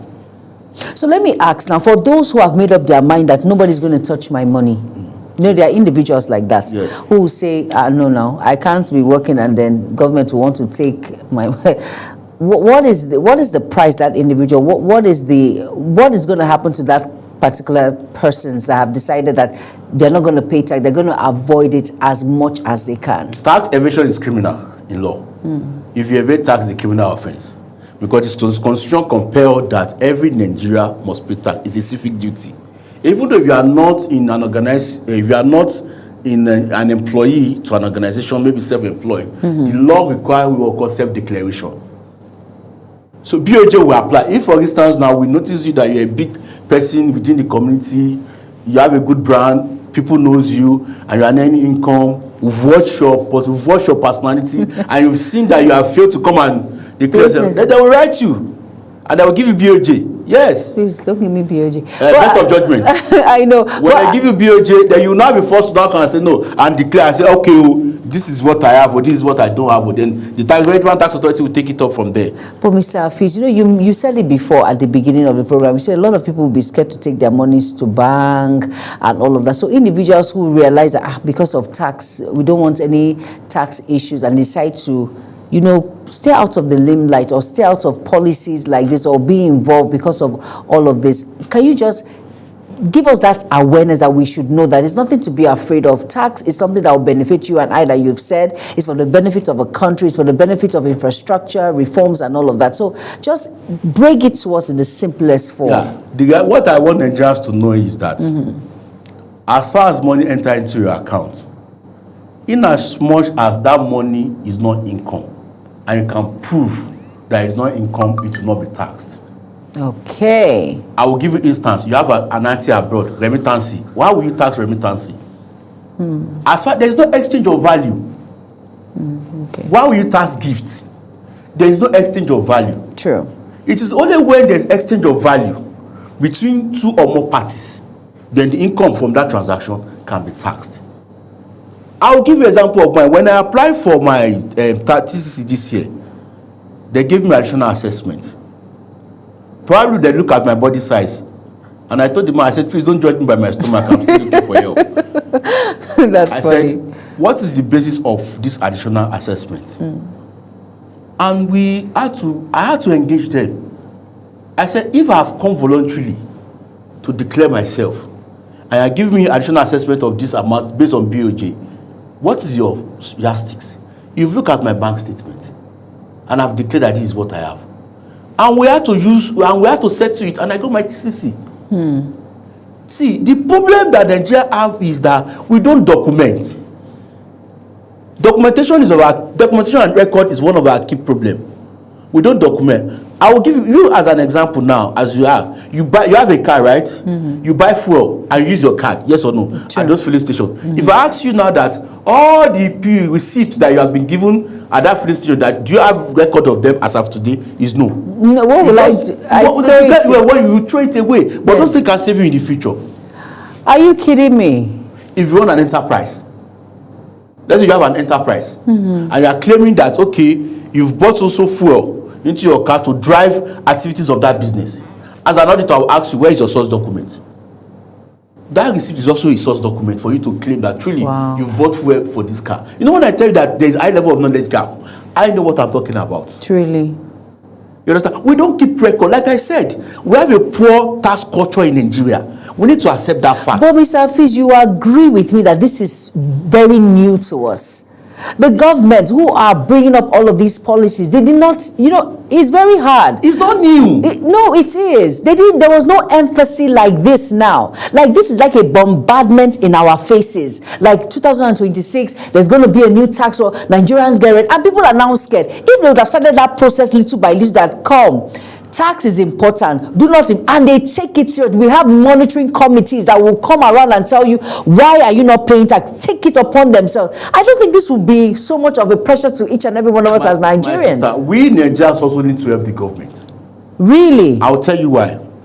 I was not in the committee of tax reform or fiscal But you have, but Mr. Hafiz, I want to tell you something I've done. You are knowledgeable. I want to tell you different. No, Mr. Hafiz, you are knowledgeable. It's different from someone who doesn't even know. I know. Like there's a part you mentioned. I want to tell you something. No, let me say one more thing, okay. Mr. Hafiz. There was something you said about gifts not being taxed, monies from you. You see, because you are not okay. Someone who has no idea.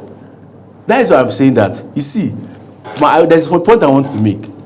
I am not in the tax reform committee. In fact, Taiwo Oedele, I've always met him once in my life when I was in school, when he came to make a presentation at one of our conference in the University of Obafemi Awolowo University, accounting, and I just like his personality on that day because I asked him a question. And I took it upon myself. I said, how can I also contribute to national development? That I don't have to be an appointee of government before I can also make my own contribution. In my own way, I can add value to Nigerian physical architecture or physical ecosystem. I've done this presentation to like 3 organizations free of charge as of today. In fact, there was a man I met, he was a DG, we prayed together at the morning, and I said, sir, I would like to come and give your staff enlightenment on tax reform, and I'm not collecting anything. And the man was shocked. And he gave me that platform, I wish I did. And they really appreciated that knowledge, that I've been able to pass the knowledge to them, to let them understand what is going on. And that is why I challenge other people too, who have knowledge of this tax law. In one way or the other, even if it is within your community, organize a forum, enlighten people about it. I tell people, all of us cannot be president. All of us cannot be minister. All of us cannot be commissioner. True. All of us cannot be DG. But whoever is there, let's support that person. If your organization said I should come and do for you tomorrow, I will come. As far as I have the time. It can't take more than 2 hours. Just for people to have the knowledge and have understanding of what it is. in our own way as a citizen, we should also have a way of contributing to national development. Very important. It's not everything that we must say money must come for it. No. Even if they give you that money, problem no they finish. Before you know, you'll have squandered it. We need to have a way. There's high level of knowledge gap. And that is where I now see that the media, they really have a big role to play in this space. If it is doing this thing weekly, for you to have an idea of what it is before January, let's just try look for a way to just do it. Because like I said, in governance or in policy reform, information disclosure is critical.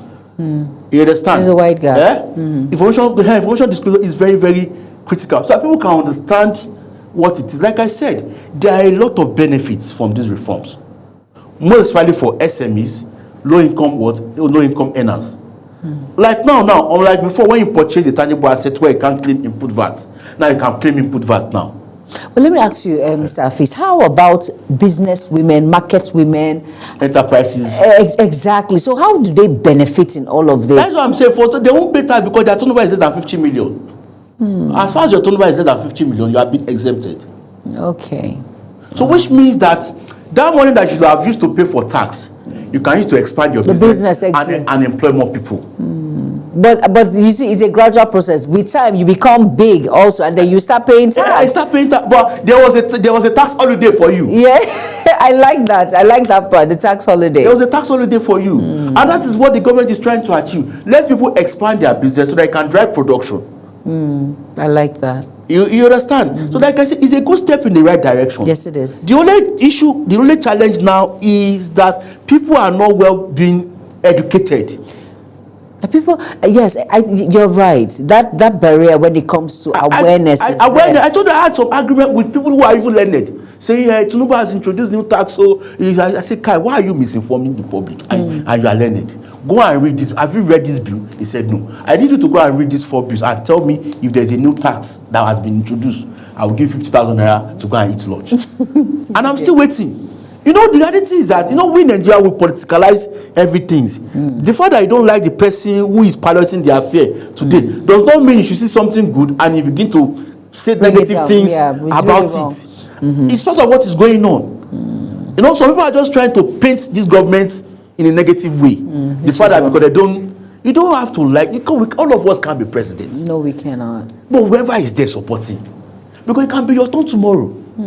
You may think you won't be this or you won't be that tomorrow, and that thing will just come one day and you will be there.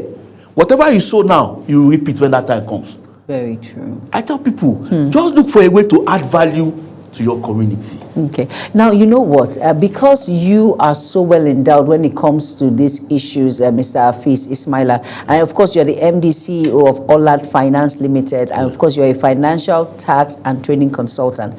To a Nigerian who is struggling, who doesn't really understand, but what you've said now, the person will align and try and understand that, okay, tax is important, especially when you go to the filling station to keep all of those receipts, because you do not know what tomorrow will bring. Like, I have learned that now, because I always, oh, you're done, oh, thank you, and I just throw it away. You check my car, I have a box of them.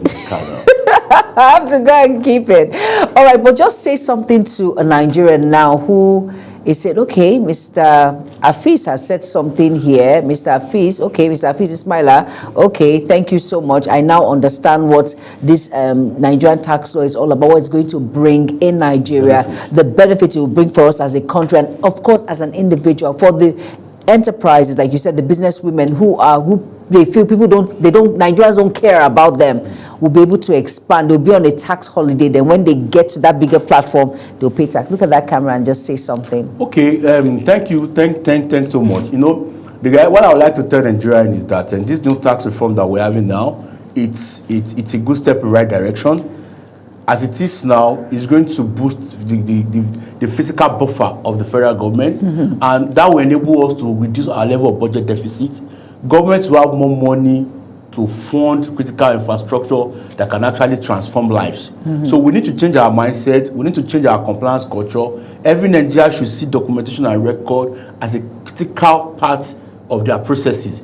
People need to start working on change management against next year. Now, you can't give what you don't have. If it's for you to get the service of a consultant that can guide you right, I think it's better we start doing that now. Like I said, the reform is beneficial to the economy, to the physical ecosystem of Nigeria as far as I'm concerned, and it's going to bring more prosperity to us as a nation as we are driving towards a new physical ecosystem come 2026. By the grace of God. Thank you so much, Mr. Afeez Ismaila. Of course, he is the MD CEO Olad Finance Limited. He's a financial tax and, of course, a training consultant. Thank you so much for being a part of Global Morning, the second discuss of the day. Thank you. Thank you for having me. And like they say, knowledge is power. Yes, Nigerian tax law. It is here to straighten us as a country and, of course, to make us better when it comes to, resources, when it comes to facilities, development of a country. All right, now, thank you so much for being a part of the second discuss. And my co-host, Ramsey, will join me shortly so we can wrap it up on the program Global Morning. Hope you had an amazing time with myself. And, of course, Afeez, do not go anywhere. Stay tuned.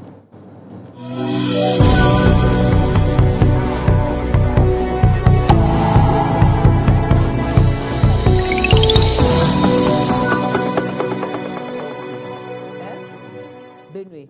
No. My grandmother is Benue. How do you know? Jos. No.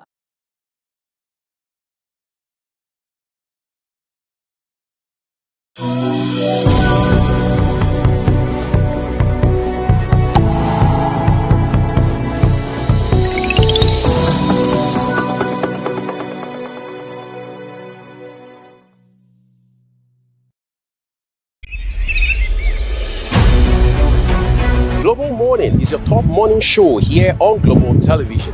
We bring you fresh news updates daily while delving into a variety of current affairs and topics. And at the same time, keeping you well informed about important events, both national and international. Global Morning serves as a valuable source of information, helping viewers like you start your day well informed. Stay connected from Monday through Sunday to a wide range of latest news making rounds on Global Morning. We're on the road to protest. And the president meets all of our demands.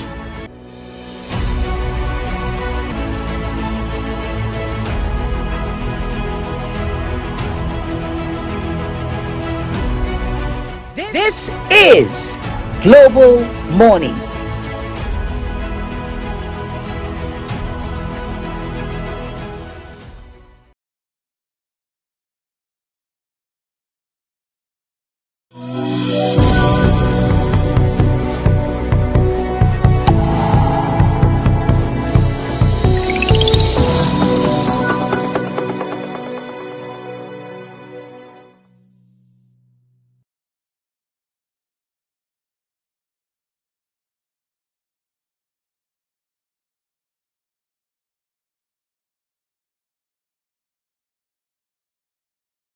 On Global Morning today, it has been very, very, very conversational. And as a matter of fact, every discussion that we've had so far and the details from our guests is entirely their own opinion, and Global Television does not have a contribution to it.